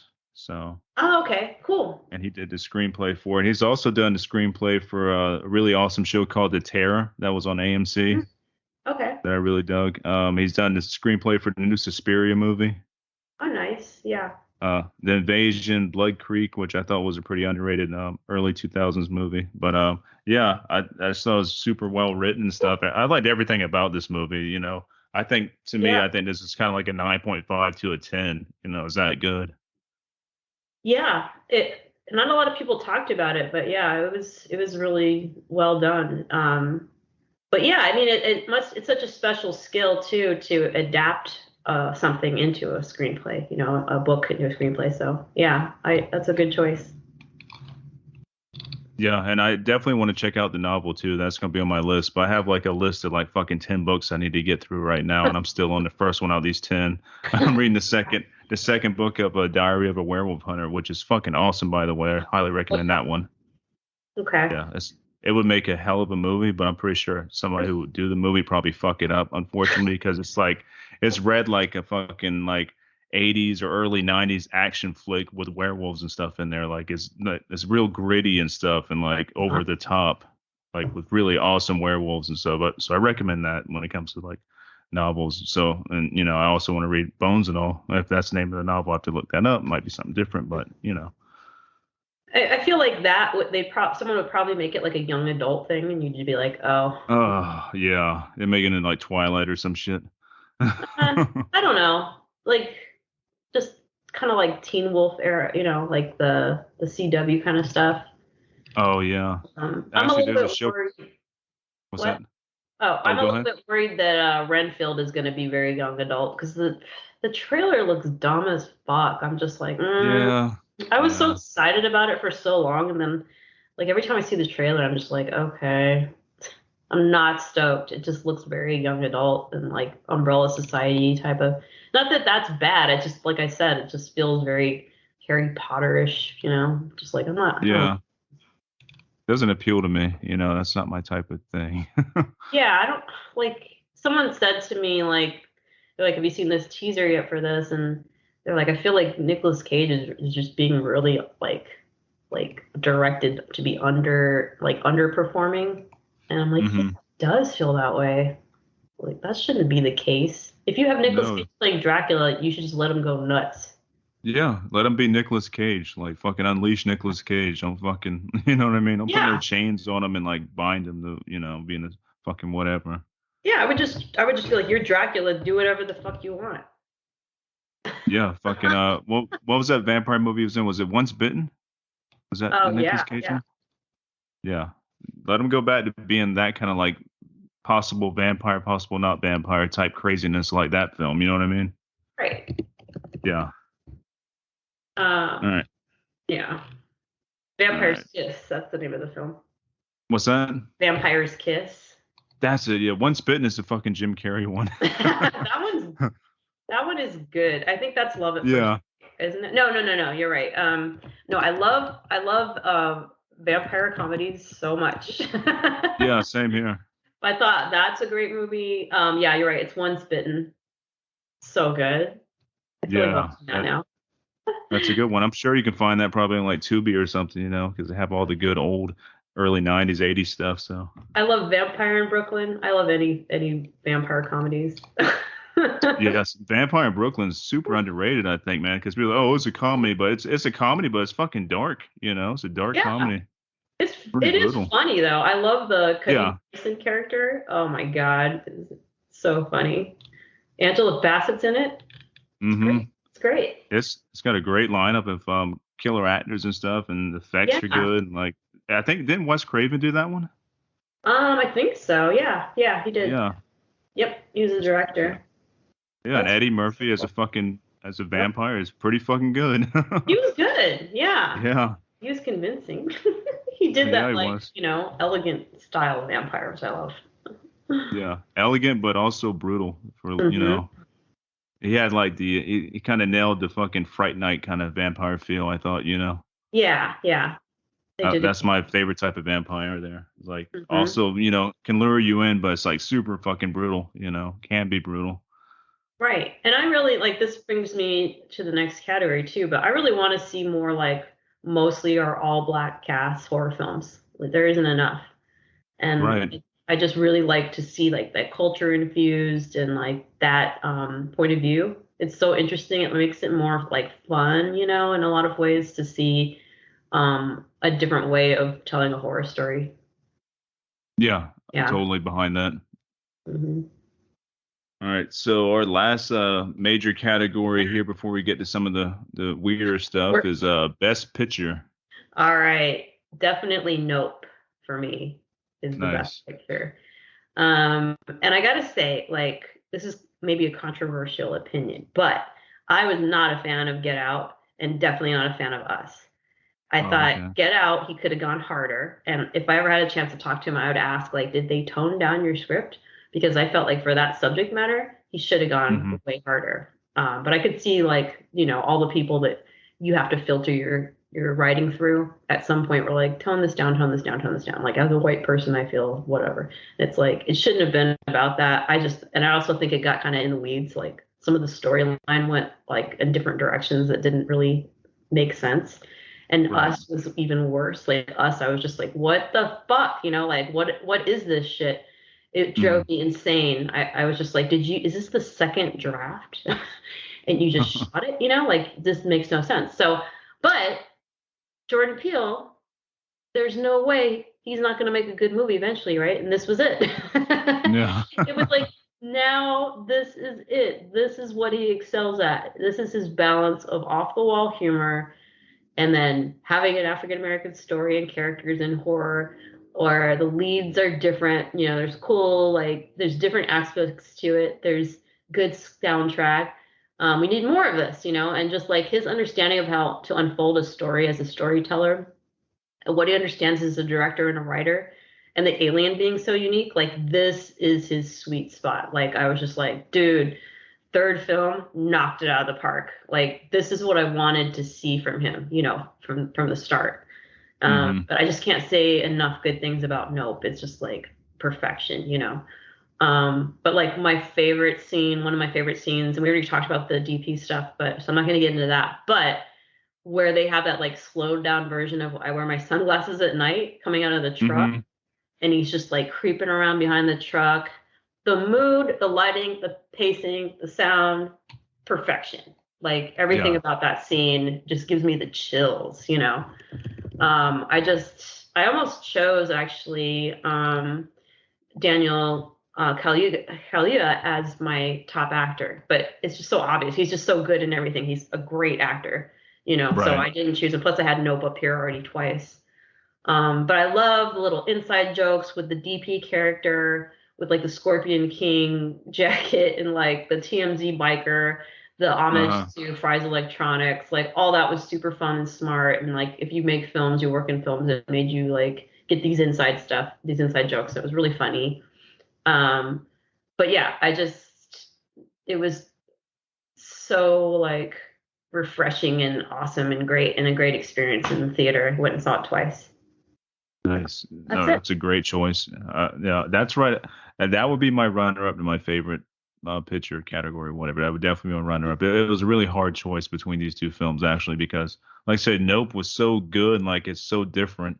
And Yeah. to me, like the whole like the crazy ape type scene they had going on with like the kids show, that was so fucked up and brutal. I'm Yeah. like, man, that could be a whole movie on its own almost. You Right. know? Yeah, that chimp stuff is crazy. Yeah. They had that, and then you got this like creature thing flying around that looks like a fucking cowboy hat. It's so bizarre. but it's not. You think it's a spaceship the whole time when you first watch it. Oh, that's just like it's not a spaceship. It's a living creature of Yeah. some sort. They never really explain if it's like extraterrestrial or is it something else Yeah, that's it's an just living alien. on the planet. No, You say it's alien? an Okay. alien. Yeah, it's an Yeah. alien. I think it's so cool. Like, it's kind of annoying. Like, I have a script that I've been working on for a long time, but just haven't finished, of course. But I put it in the back burner after Nope because I was like, fuck off, man. Because I have these little drones that fly around in like rural Nebraska, and then you find Hmm. out that they're like actual aliens. And I Oh, was that's just cool. like, you know what? I'm not going to do better than Nope. So I just put it away. I need to rework that. Yeah, that I'm all down with alien stuff. We need more cool alien movies, so you should definitely pursue that. Well, we have another script, Crown Chimp, Nick and I are working on, so Nice. that's But Alien. Yeah. it's another alien one. Yes. Yeah. Nice. Cool. I'm glad you didn't say zombie. It's I not mean, dead, that's man. The Last of Us brings back the zombies. yeah, it does. But they're different though. They're like mushroom zombies. They're like, and they're fast and they're fucking ferocious. It's kind of a different thing, which I like. And I like The Last of Us. I thought they did a great job with it. Yep. Yeah. So, my favorite picture, category award goes to Barbarian, and like Hey. yeah, Barbarian was fucking amazing. But like I said, it was a close second with Nope. Uh-huh. That's another great one. But I think Barbarian just edges out because it's just Yeah. I don't know, it's the kind of the perfect film for me. I'm a big creature guy. I like practical effects. I like shit that deals with like bizarre, weird stuff, and this had like everything. Then Hmm. you have fucking all the crazy like um weird shit going on down in this like basement maze that leads to all this weird other shit. Like it's just so bizarre and so well done. And it's all taking place in fucking Detroit, like Yeah. I don't know. It just nailed it. I like the acting. I like how there's a little bit of humor thrown in there to kind of lighten it up a bit because the subject matter is pretty dark, Hmm. and the gore effects are great. Like acting's really solid. Uh, what's his face dies at the end, and he's always good at dying. What Justin Long? He Yeah. plays his Got role what you of playing a deserve. douchebag. Yeah, he's always a douchebag and everything. And like, yeah, I'm glad to see he got his comeuppance in this one. So Yeah. Yeah. it's a damn. You Hmm. know what Barbarian reminded me of with that story where they get into the sort of backstory of what happened with that man and why Mother is down there, Oh yeah, Richard Um, Brake. Richard right, Brake. Richard Brake, Yeah, yeah, is awesome. yeah. That's a John, bonus to have him in anything. yeah, John just worked with him actually. But it reminded me of like I don't know if you remember back in the early 2000s when it was actually in Cleveland, this dude named Ariel Castro he kidnapped like three women and held them in his house like for years, like and tortured them. It was awful. In like this dilapidated, gross house in Cleveland. Did he Um, call it the toy box? Was he the toy box guy, or I'm thinking of a I different don't like know. killer dude? I don't think so. Like he did Okay. awful things to them. Like one of them even ended up having a baby during that time, and yeah, they were in there just for years, and it was just horrendous. Hmm.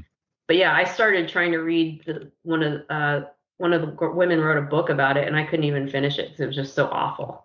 But Yeah. it reminded me of that case. I kind of wondered if they had been like a little bit not I don't know if I say inspired, but if they thought about that case, when writing Barbarian.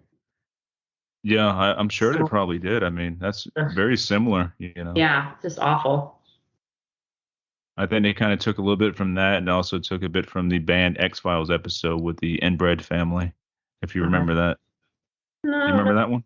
I don't really watch X Files to be honest. No? No. Oh, that's like my favorite, one of my favorite shows of all time. It's up there with Seinfeld. So, Yeah. yeah. And I'm not talking about the X-Files that came out like 5 or 6 years ago when they tried to reboot the series. I don't count that as fucking anything. That was horrible. I'm talking about like the original shit. Yeah. Yeah, I just never got into it. I don't know. No, yeah. That's this is a go-to for me. It takes me back in the '90s again with my rest of my '90s lineup. It's just fun to go back in the '90s sometimes because shit's crazy now. Even crazier, I think, than what it used to be. But who knows? I was younger back then. Shit was probably just as crazy, but I didn't see it all because of media and all that stuff, you know.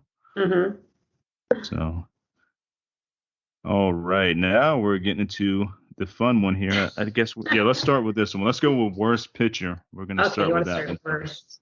Yeah, and I'll All let you right, go I have a first on this four-way tie for worst. one. Okay. But let me start with the one that maybe we both picked, just as based on what you said earlier. Mm-hmm. Was it Crimes of the Future?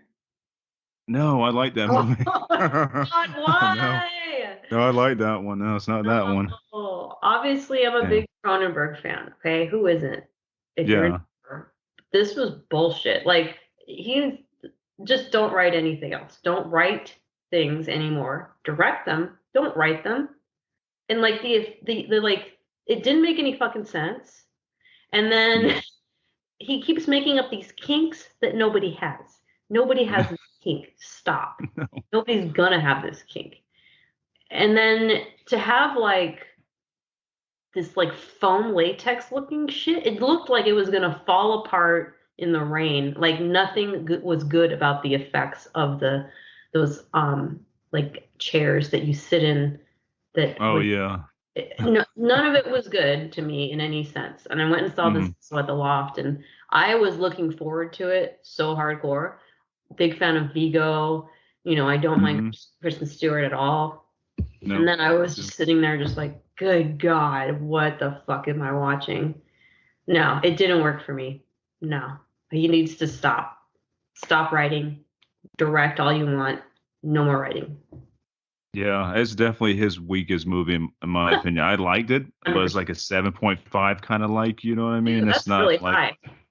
yeah, your boy's gonna get more like a 4, I'm thinking. Yeah, I would say Yeah. 4. Yeah. And only because Vigo's in it, like good actors in it, you know. Yeah, Vigo's awesome pretty much everything, so. Mhm.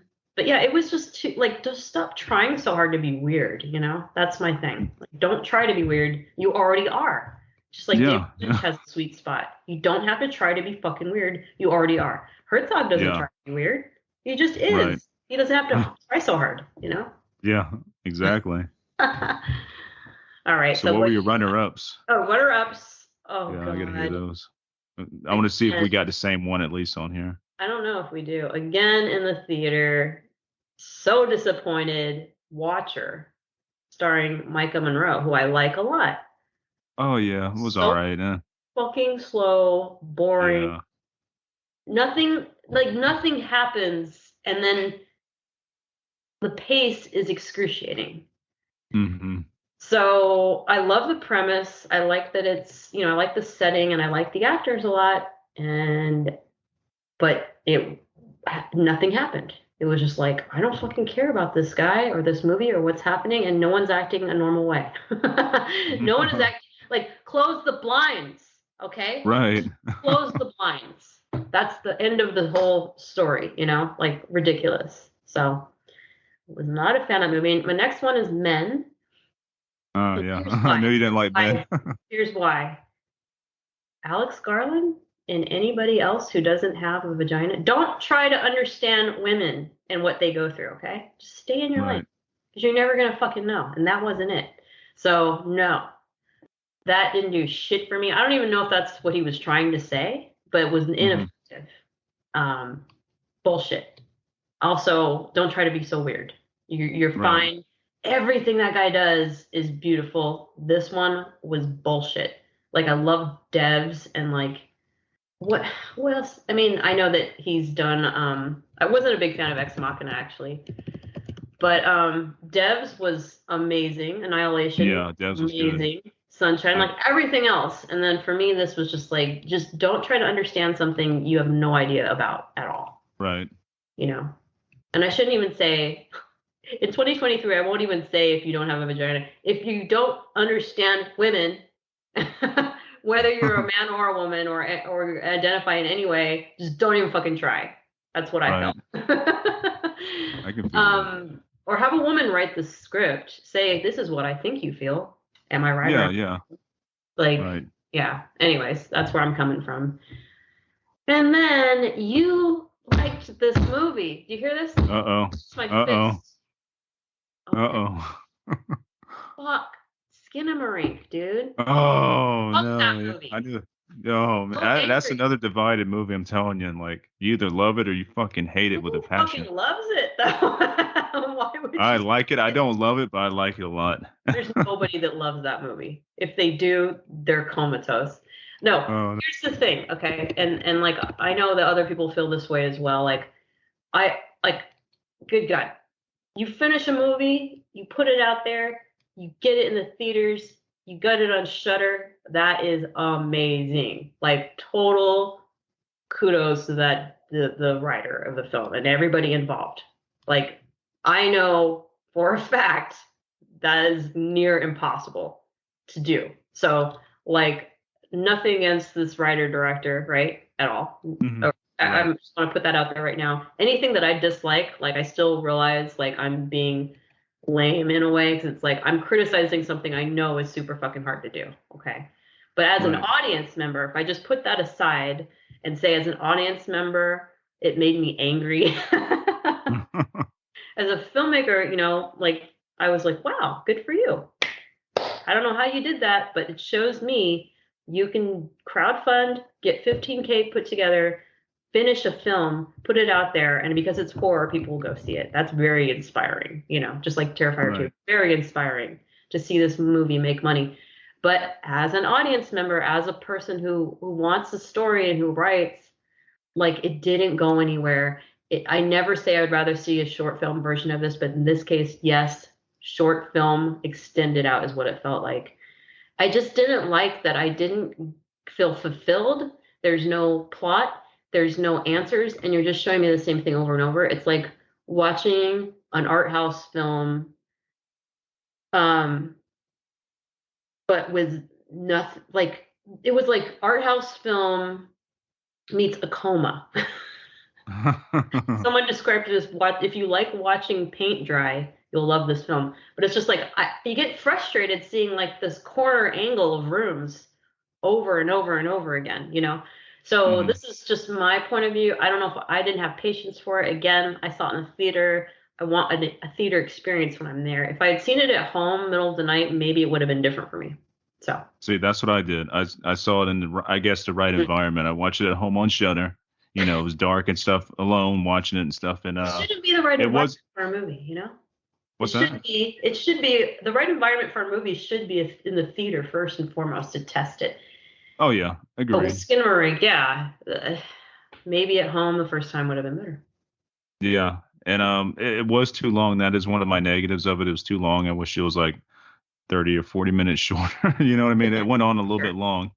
But I Yeah. think it hit me because of like I don't know, it brought me back to like some childhood like terror shit like that I would experience as a kid, and it kind of nailed that for me, especially being that it was filmed in the '90s too. I don't know, nothing really like screamed '90s at me. You know, some of the toys they had and like the TV and everything that was like '90s stuff. But I don't know, something like kind of like brought back memories of like things I was scared of, like the unknown or like the boogeyman under my bed or in the closet and stuff. Like seeing things as a kid, like was that really there? Wasn't there? You know, like some weird, Mhm. maybe paranormal type stuff. You know, I'm kind of skeptical about all that shit, but you never know. I, But it's kind of touched on all that, and especially the colors used in it, like the blues and Colors. the darkness and stuff. Yeah, it's like a blue kind of shade going on with the darkness of Oh, it. You know what I mean? I don't know I don't what know. It the got me, but I totally understand where you're coming yeah. from. Like, it's a definitely like you either like it or you fucking hate it. I was sitting in the You front know? row too, and I was like, "This is a mistake," because of that fucking filter with that film grain. I Oh, was like, "Ugh," I see yeah. like a bunch of worm dots in my eyes, and like definitely had moments where I was like, "Oh, that's cool, that's cool," but I really thought there was gonna be a payoff, and I thought like it wasn't gonna be so like just subconscious, but I thought it was like two dead kids, or at least one dead kid, and they're haunting the house, and I was like Right. waiting for them to reveal that, but.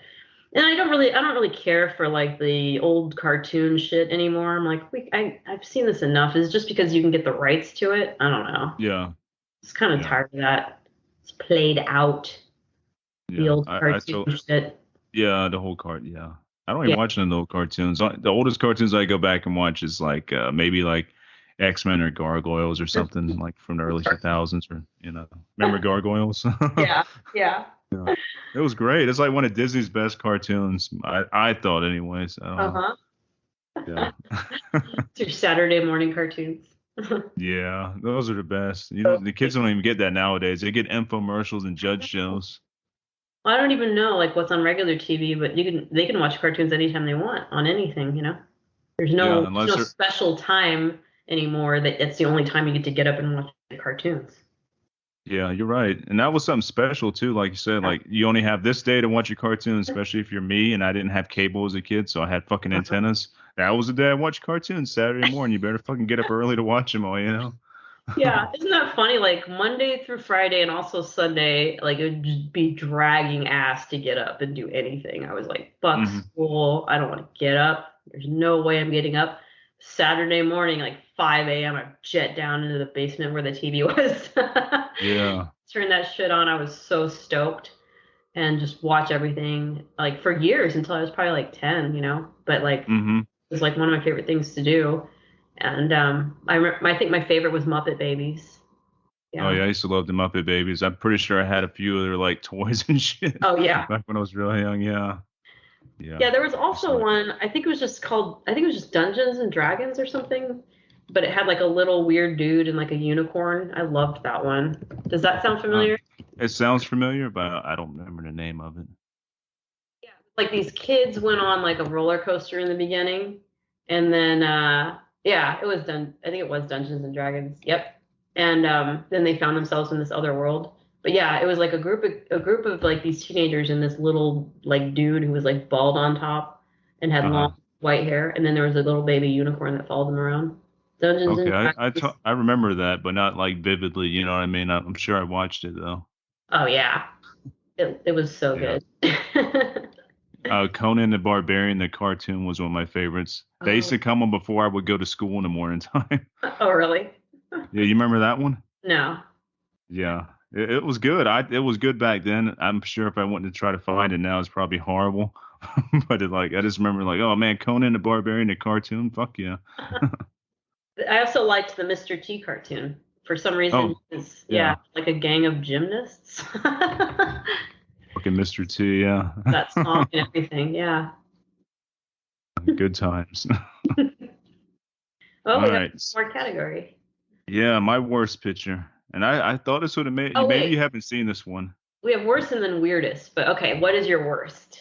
Yeah, my worst, and I was very disappointed because I was kind of like looking forward to this when I heard about it. Mhm. But it's Neil Marshall's new film called The Lair. I don't even know about that one. Oh, that's a good thing because I'm sure it would have made your list.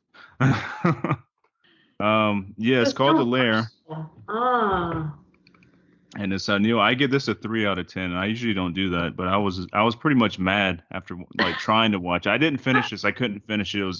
It was straight like old school sci-fi original.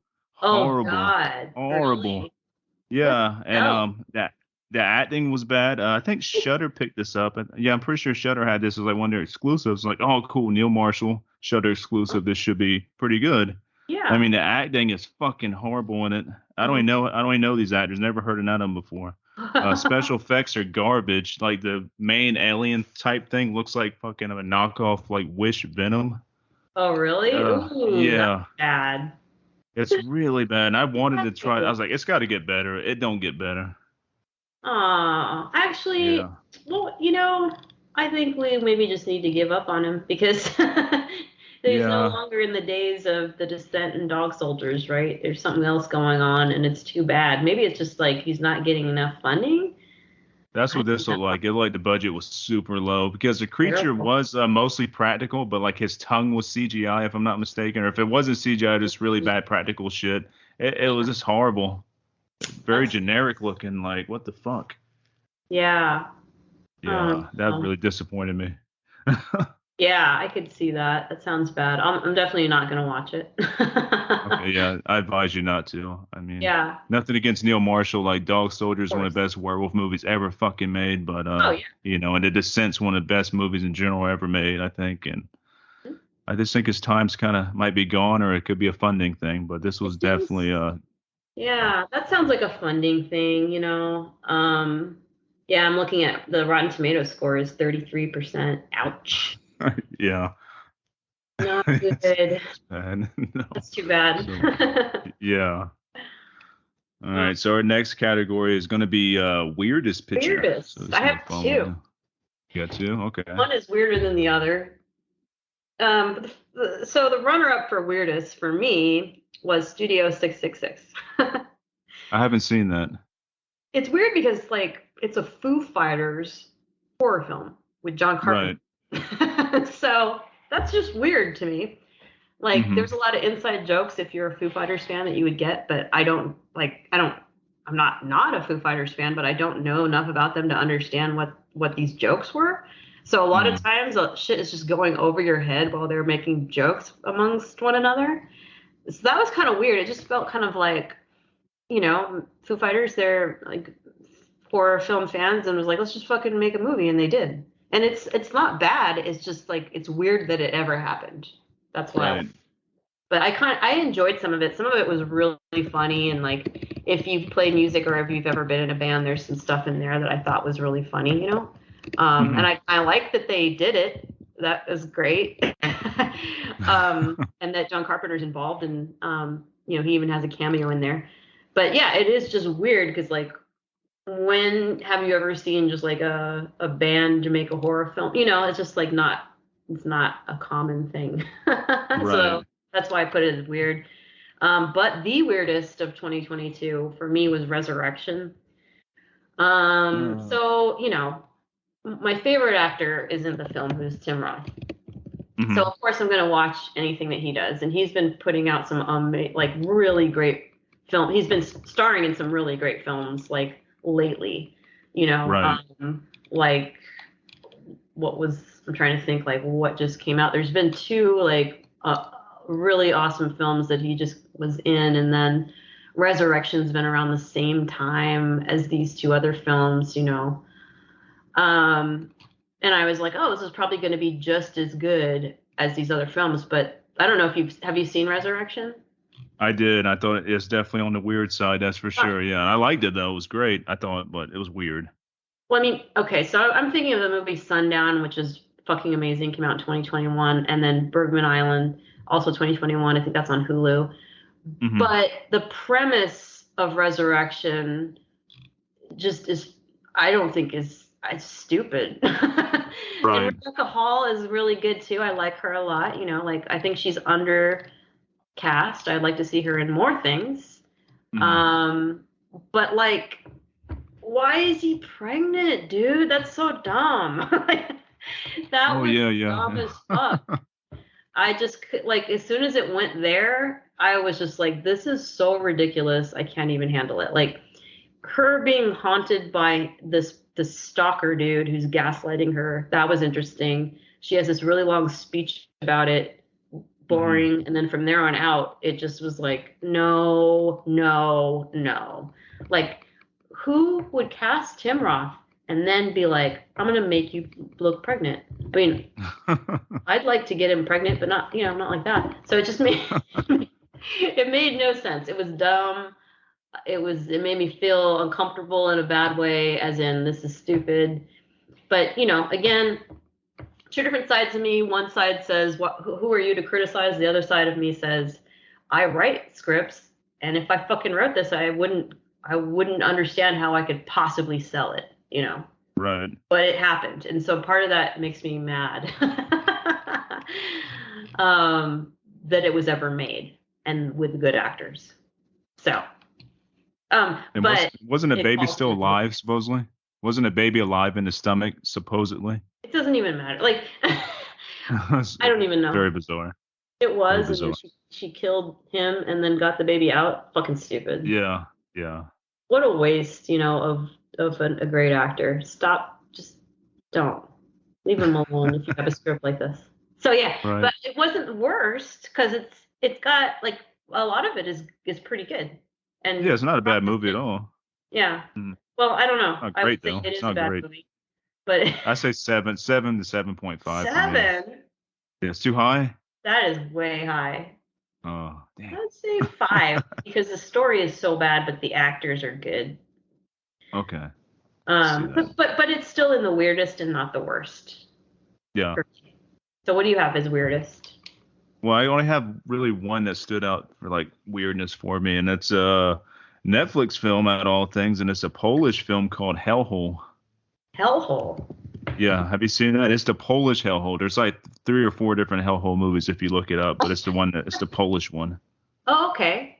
In This, 87, a police officer investigating mysterious disappearances in a yep, monastery. that's the one. Cool. Yeah, yeah. Have you seen that?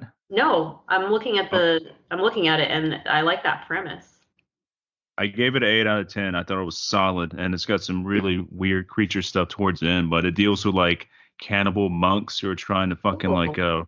resurrect like a demon, pretty much. I won't say it's a devil, but like a demon, and it's fucking weird, and the whole movie's like filmed very bizarrely and stuff. It looks good. It looks like they had somewhat of a good budget too, you know. Uh-huh. Maybe it was like a big studio over there in Poland, but it's Yeah. solid, but it is fucking weird. Yeah. Have you ever seen that reminds me of have you ever seen the film November? It came out in 2017. Oh, is that the black and white one? Yeah, that one is fucking Yeah, weird. I love it. yeah. It's I think it's Estonian. Estonia, yeah. Yeah, Hmm. I love that movie. Is it gotta feel like that or is it just No, something? it's not. It's not that weird. It's hard to be as weird as November. No, no. Okay. But it has this weird moment. It has a weird twist at the end. I don't want to say too much if you haven't seen it yet, but just know it is pretty bizarre and it goes in a weird direction that you probably didn't see coming. Cool. So, yeah, and that's on Netflix at all places. Hopefully, it's still up on there. It was on there when I watched it last year. So, It looks and like that it was is. it's Yeah. still up there. That's Yep. good. That Yeah. was suggested by like I was on the Colors of the Dark podcast. I think like Rebecca or Elric or whatever recommended that one, and they're usually pretty right on with a lot of the recommendations. And yeah, that one was really killer. Oh, good. I'm gonna add that to my watch now list. If I can find I also can't find my watch now list, like or it's so annoying. But I don't even use that list no more on the Netflix thing where it says you add should to write list. it I don't even down. fucking use it. Yeah, I thought what I do, I go to Internet Movie Database and I add it to my list of stuff on there where you can add to lists. I just do it on there. It's so much Oh, easier. that's smart. But then do you Yeah. not know where to find it later? Or you're like, which app is it on? No, because well, sometimes, but I'm the Internet Movie Database thing. It's like my Bible pretty much because I'm always looking up information about movies. When I get done watching a movie, then I'm on there like who directed it. Like, let's see some facts about this movie. You know what I mean? Like, Uh-huh. pretty much a nerd when it comes to that website and Yeah. app and stuff. So, Have you seen you just reminded me of this one with the monk story, but have you seen the trailer for The Pope's Exorcist with Russell Crowe? oh, I have not. Didn't even know about that one. That looks good. It's coming out next month. I mean, I don't know. It looks good. It might not be, but it has Russell Crowe in it, and he's Wow. the lead character. But yeah, it's a chief exorcist for the Vatican battles Satan and innocent possessing demons. That sounds so good. Yeah. Is it gonna be him fist fighting a demon? I wish it's a little bit too heavy set for that. No, but I'm seeing it's based on a book called An Exorcist Tells His Story and An Exorcist More Stories. So that's cool. But yeah, the Huh. trailer looks pretty good. I'm excited about it. I mean, it might end up being garbage. I don't know. I'm not seeing any ratings so far, but I'm all for like any Exorcist movies, especially. I'm intrigued by the idea of Russell Crowe being the lead exorcist. Yeah, no, that sounds good. I like anything to do with like the occult or any kind of like demon stuff. You know, I'm all about that. That's like one of my favorite things. So, It also has Ralph Ineson who plays the demon in it. He's that guy who's like the father in The Witch. He has that deep voice. That's super. oh yeah, yeah, He's yeah, in The Northman also, and The Green Knight. Yeah, like his voice is so bass. It's like another level beneath it. yeah. He's got a super deep He's, voice. yeah, yeah, he's really good. So that's cool. He's playing a demon. I got to put that on the list. I had no idea. There's so much, like I said, I try to avoid trailers so I don't, Uh-huh. if I don't see like Rue Morgue or something or whoever's posting that, if I don't see it, then I won't know about it because I avoid trailers like the plague because I Yeah, don't want to know going in. I just want to know who's in it, who's directing it, and that's about it. I'm usually like that too, but like because I go to the theaters, so I definitely always see trailers if I show up. You know, Right. anytime I trailers show for like I swear it's almost a half hour of trailers before a movie starts, so I see all kinds of stuff coming out. Yeah, but this one Yeah. was new, and I was like, whoa, okay. Yeah, I didn't know anything about it until recently. Yeah, I'm gonna keep that on my list of things I want to see. Then that sounds very interesting to me. Yeah. And we wanted to kind of hit on like anything that was the best thing you've seen so far this year. Like, what's yours so far? Oh. Like, let me think. Uh, from 2023, didn't I just mention something awesome recently? Knock at I the think so. Cabin. Knock at the Cabin was really good. Yep. Yep. So I'd probably say that was, as far as like anything horror, that's probably the best thing that I've seen this year. Maybe not the best, but like in terms of horror, it's been my favorite so far this year. Especially just to see like something new by M. Night Shyamalan that is good. Like that made it Yeah. extra like fun for me. So yeah, I would say Knock at the Cabin. Okay, What that's about a you? solid one. Yeah. I would probably say it's not so far this year. I've been catching up on a lot of 2022 movies, but for Mhm. like this year, I believe The Outwaters did come out this year in 2023. So Okay. I would probably pick that one to be like one of the best so far this year. And it's still not like a 9 or a 10. I give it like an 8 or 8.5. So nothing's blown my mind yet, Yeah. like.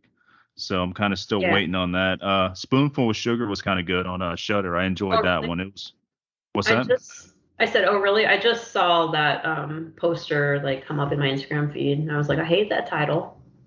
Yeah, dumb title. The artwork's not very good, but it's a pretty solid, weird ass fucking movie.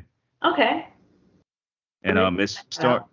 start. Hmm. It has what's his name in it? Hold on a second, trying to find oh yeah, David Yao's in there from the Jesus Lizard. Oh, So that's weird. kind of a plus. David Yao always plays like a really awesome, crazy guy, or pretty much all his roles are like crazy dude or something. You know what I mean? So he's in it, and it's solid. It's very bizarre. It's got a nice twist ending, which is cool.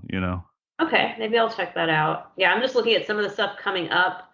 One thing I don't think I'll watch, but I'm wondering if you've seen it, is Winnie the Pooh, Blood and Honey. No, no, I've seen so many like fucking memes about that movie. I've not seen it, and it just doesn't look interesting to me. Yeah, I actually saw like a little teaser in the theater and I was like, what? Like I wasn't kind of paying attention and then my friend was like, "Is that Winnie the Pooh," like joking around and I was like, oh, it is Winnie the Pooh. What's going on? Oh, How do you get yeah. rights to it? Like I don't get it.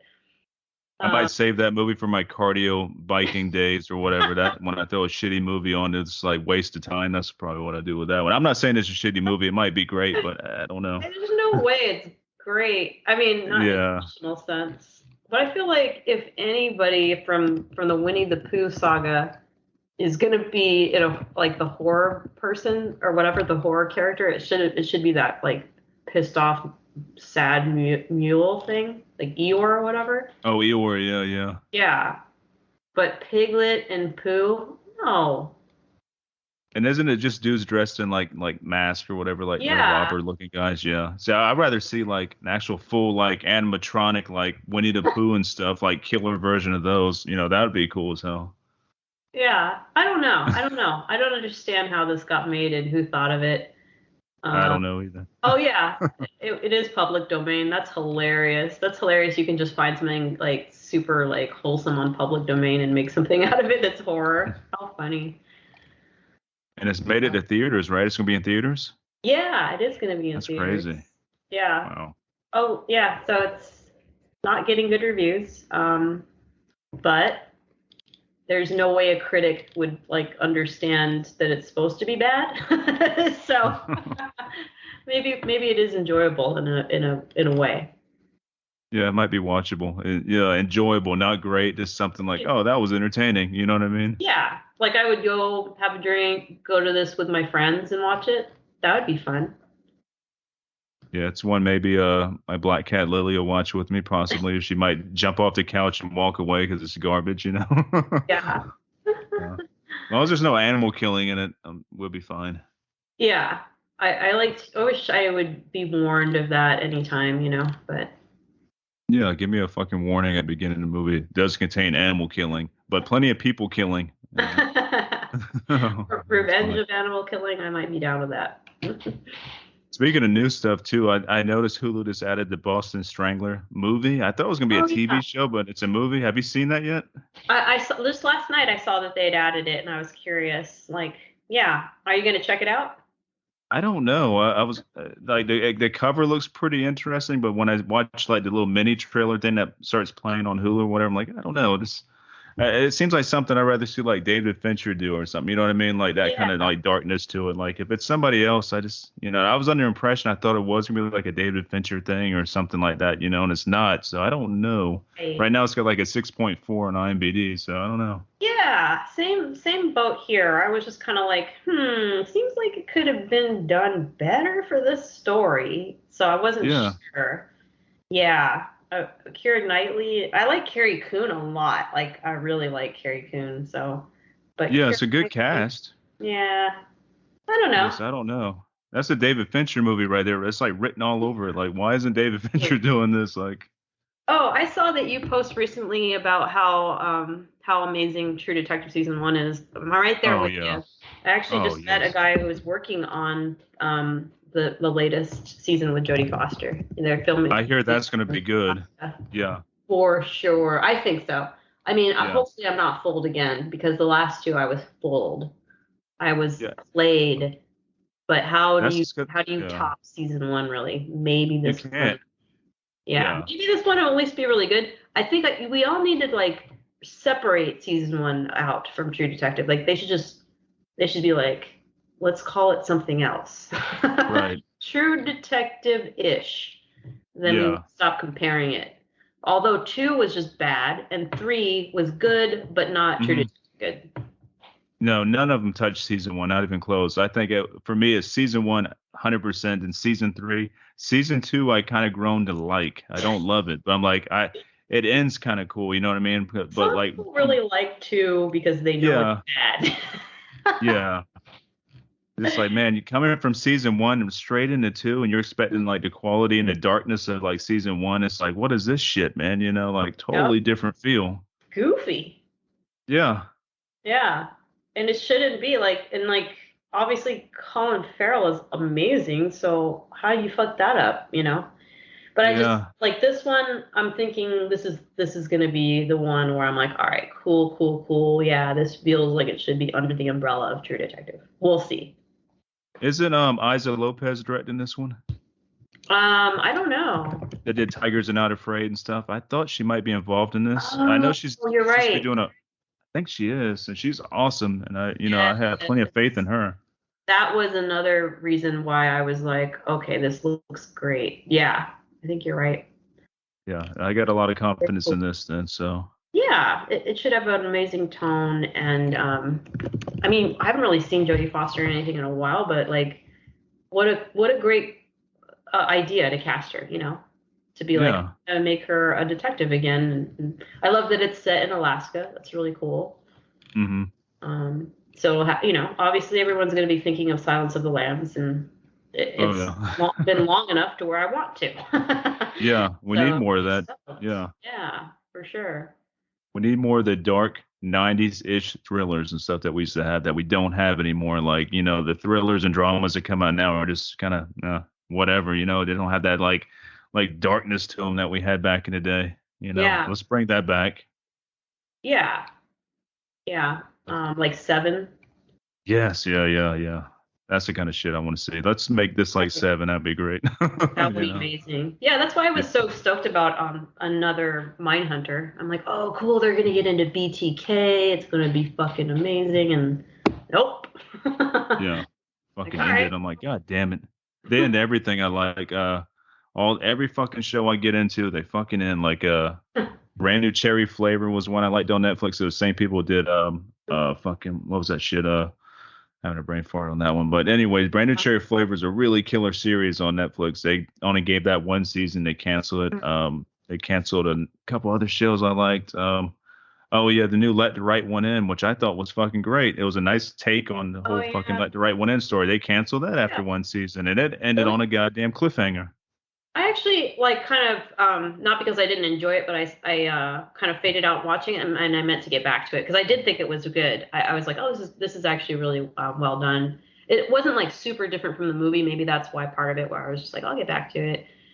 Same with I didn't finish Interview with the Vampire, and I don't Oh, know. I don't hope they didn't cancel that, did they? I hope not. Oh, I I don't don't think know, they but did. I didn't finish it. Did you? Yeah, it was fucking good. That was one of my Huh. favorites. What, last year? Did it come out last year? I think so. Yeah. I mean, I Yeah. enjoyed it, but there was just I don't know. I think again, it was just kind of like. I, I just dropped out for other reasons because it was definitely was well done. Yeah, I was Yeah, enjoying what I saw. I recommend finishing that one because Okay, I think the guy they got to play Lestat is fucking nailed it. I think he's better than what Tom Cruise was, and that's saying a definitely, lot, you know. definitely. I mean, I didn't think Tom Cruise was well cast, but he did a good job. Yeah, Um, yeah, but this guy, oh my gosh, perfect. Yeah, all the cast and was pretty good. Yeah, yeah, I liked Louis also. yeah. Good, Louis was great. good I like, choice. yeah. So Mhm. I definitely think you should finish that. Definitely not Claudia though, but I didn't like Claudia when Kristen Dunst played her either. It was just like that nobody wants to go there for the fact that Claudia was actually like what 5 or 6, like Yeah, she was really not a young, and full grown woman. yeah, She's supposed no, to be a child, and I understand that that would be way too creepy to portray that, yeah, because there's a and I, sexual side to her that comes out, the longer she's an adult in a child's body, and you just cannot show that kind of shit. And like, it's one of those things. It works in a novel, but you don't want to see that in no, a no, film no. or series. You Yeah, I talking mean, about uncomfortable as fuck? yep. No, Like you get all the internal thoughts and feelings and background and all the history of it in the novel. But right. if someone watches it and they especially have never read the book, it would be like, what are you doing? I definitely wouldn't want to Yeah. cast like a 4 or 5 year old kid as Oh her. God, no. Fuck, Unless you're gonna that's keep out so all bad. that shit, like her being Yeah. productive and stuff like that. Yeah. Yeah. Yeah. So also they just canceled Willow, which I did kind of like on Disney. I thought Willow was I fun, stopped you know. watching that one. Dude, it had some good special effects when it came to like creature makeup. I was like, oh, that looks pretty fucking cool. There was a lot of parts I didn't like either. It wasn't Like good. the whole like savages were like not very savage at all. You know what I mean? I was like, that's kind of stupid, but yeah. You know, I will say it just the storyline wasn't that great. It was like, I might try just a different story because it looked good, and I'm glad that they brought back like Warwick Davis. And when they Yeah. show him, I was like, he looks so good. Yeah, Like he's fucking looks about the same as he did back he then, looks which is the pretty same, cool. if not Yeah. better. I was like, this Yeah. guy's aged amazing. Like Willow is eternal. Um, Yeah. but like the storyline, I was like, I don't know. So I stopped watching it, but I didn't think it was bad. So, but I'm not surprised that they canceled it. Yeah, I got notified of that yesterday via some email or something like, "Oh, Willow's canceled." I'm like, there you go, another show I like is fucking canceled. Like, god damn it, Just man. pretend you don't like them and see what happens.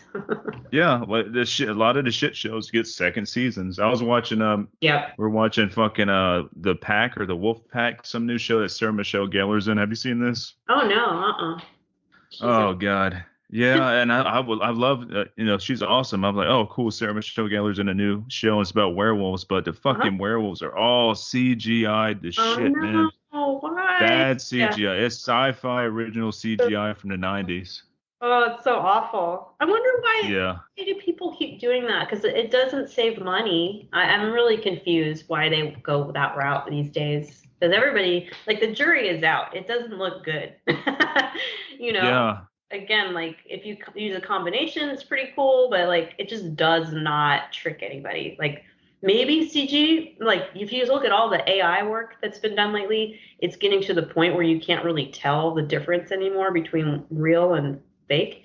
So Oh maybe yeah. CG will get to the point and catch up with AI, and that'll be interesting. But right now, I haven't seen anything that looks like amazing CG in terms of creature effects. Yeah, Yeah. And CGI werewolves is blasphemy. I cannot do it. Like, it's god so damn awful. it. I mean, it's bad too. It's not even like they didn't put there's no money in this werewolf. I mean, he is looks like he's off a fucking cartoon or something. Like, what is this? And it could be good if it wasn't a CGI werewolf, you It's know. so weird. I don't And understand this. it's produced by MTV as well, and I didn't know that, so that's another thing that's probably not going to be, it's really teen oriented and stuff. Like I don't understand this culture here, like Right. I'm old, I don't know this Exactly. shit, That's kind so of what that I was doesn't talking appeal to about, me. the young adult thing where it just kind of takes Yeah. it to a level where you're like, oh.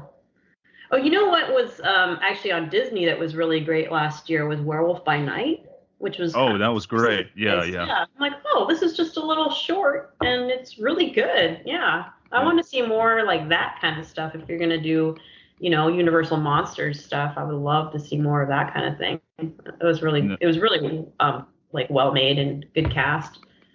it Yeah. was, yeah. No, I totally dug that. I want more of that. I thought it was going to be a series when I first heard about it, but it was just a Me too. special. I'm like, ah, Yeah, yeah, which ended up being okay. I'd love to have seen it like a few more for sure, which is a good thing. But yeah, I was really pleasantly surprised. I'm like, dang, why aren't you doing more of this? yeah. Yeah. So Disney Also, has good yeah. stuff, you know. They do. They do have good stuff. They got some crap, but they got a lot of good stuff too. Like The Mandalorian is like the best shit ever. So, you Yep. know. Yeah, I'm savoring it right now. I have the third one I haven't watched yet. I'm planning to watch it a little bit later tonight. But yeah, so far so good. I'm liking this season. It's just like here's a little quest, and I'm like, okay, Uh-huh. I'm down. Let's go on the quest. We want to bring Taika Waititi back into the series. Obviously, is the whole Right. point. Let's do it. The third episode, I tell you right now, it takes a weird twist. So it'd be like, what the hell am I watching? Oh, wait, is this? Yeah, this. You see, it's still a really good episode, but I think they're trying to introduce a new character, or another character, and trying to bring him up a little bit. So they got to do a little bit of backstory type stuff or whatever. So um, you see what I'm talking about. Still a good episode, but you know, different. as long as they don't do any dumb shit with like kids on scooter bikes and stuff or whatever, I'm okay. They break Uh, out into this like weird musical and stuff. I didn't really like, but it's cool. Yeah. They do the Baby Yoda song and all that stuff. I'm like, oh, that's weird. That doesn't really make sense to be doing that there. That's when I'm leaving the show. I'm not watching no more. First right. musical to break out, I'm done. I don't think that's gonna happen with Mandalorian. Nah, nah. Yeah, I think they dropped the ball with Boba Fett. Overall, Boba Fett was just like, we watched all the Yeah, movies, right? What are you thinking? Like, how long was he in the fucking Sarlacc pit to come out looking like that? Like, I know we never right. saw him, but I'm pretty sure that is not how his body and head and face changed. Um, Yeah. so just really weird casting. I mean, I was okay with it though, but yeah, it just started getting bad and It got good when the Mandalorian and Grogu exactly. entered. That's when it got it really. That's when it got good. Like, all right, and that big ass fucking like the dark Chewbacca guy. He was cool as shit with like the Oh, he brass was knuckles and stuff, amazing. electric knuckles. Yeah, Yes. yeah. He I was like, has like he a looks fucking name awesome. too. Um Yeah, I can't remember his name. uh was it like Chrysanthemum? Black Chrysanthemum? Yeah. Yeah, something like that. Yeah, Black Chrysanthemum. Yeah, it's so cool. That guy was great. I yeah. He want to was cool see as hell. something just him, like a show Yeah, just him. it's called Chrysanthemum. like Meet the Chewbaccas or something. I'll watch that. Meet the Chewbacca's, yeah. Yeah. There was a cartoon of Chewbacca's. Oh yeah, I didn't know that. Yeah, when I was like in the 80s, there was a Uh cartoon. huh. It was like all the little families on this Wookiee planet. Yeah. Huh. Um, yeah, if you look it up, I remember it being on when it was like in second grade or something. I have to look that up for just interesting lookups, I guess. Probably nothing I'm gonna watch now, but I want to see it. Yeah. Yeah, I can't vouch for it, but I just can say there used to be one. It might have been just like a one-off. I don't remember. But yeah. I'm sure it's better than the Christmas episode. So It's the Christmas special. about the same. Yeah, it's funny. They play Yeah. that Christmas special every year at the Loft Cinema here, just for fun. Oh, that's Like kind an of cool event. though. To get people Yeah. together. Yeah. They've also played Star Wars New Hope, translated completely into like I can't remember. It's a native language like Hopi or something. It's a native language or Uh Navajo. huh. It's Navajo, and Uh I huh. don't. Yeah, That would be an interesting experience. I don't know that I would want to see it dubbed in Navajo, but there is a Yeah. Star Wars Navajo dub that you can watch. Well, that's pretty interesting. That's Yeah, cool. Yeah. yeah. So they play that at the loft sometimes too, Nice. or they have. Yeah. All right. Well, Sonia, this has been fucking awesome. The fucking horror Yeah, Oscars. We should do the horror Oscars every year. Would this for be sure. like our every year episode? That'd be awesome to do. I love So, it. It's an yeah. annual thing until we're 80. Yeah, I'm down. As long as we don't get invaded by aliens or anything, we're able to do this. Yes. Yeah. Yep. I like it. Awesome. Well, have a good Hopefully, rest of your Catterday. you too. Hopefully, people will watch everything that we've talked about if they haven't seen it. Yeah, I hope so too. And yeah, have yourself a good rest of your weekend. And yeah, we'll Thanks. do this again. All right. Sounds good. You too. Thanks for having me.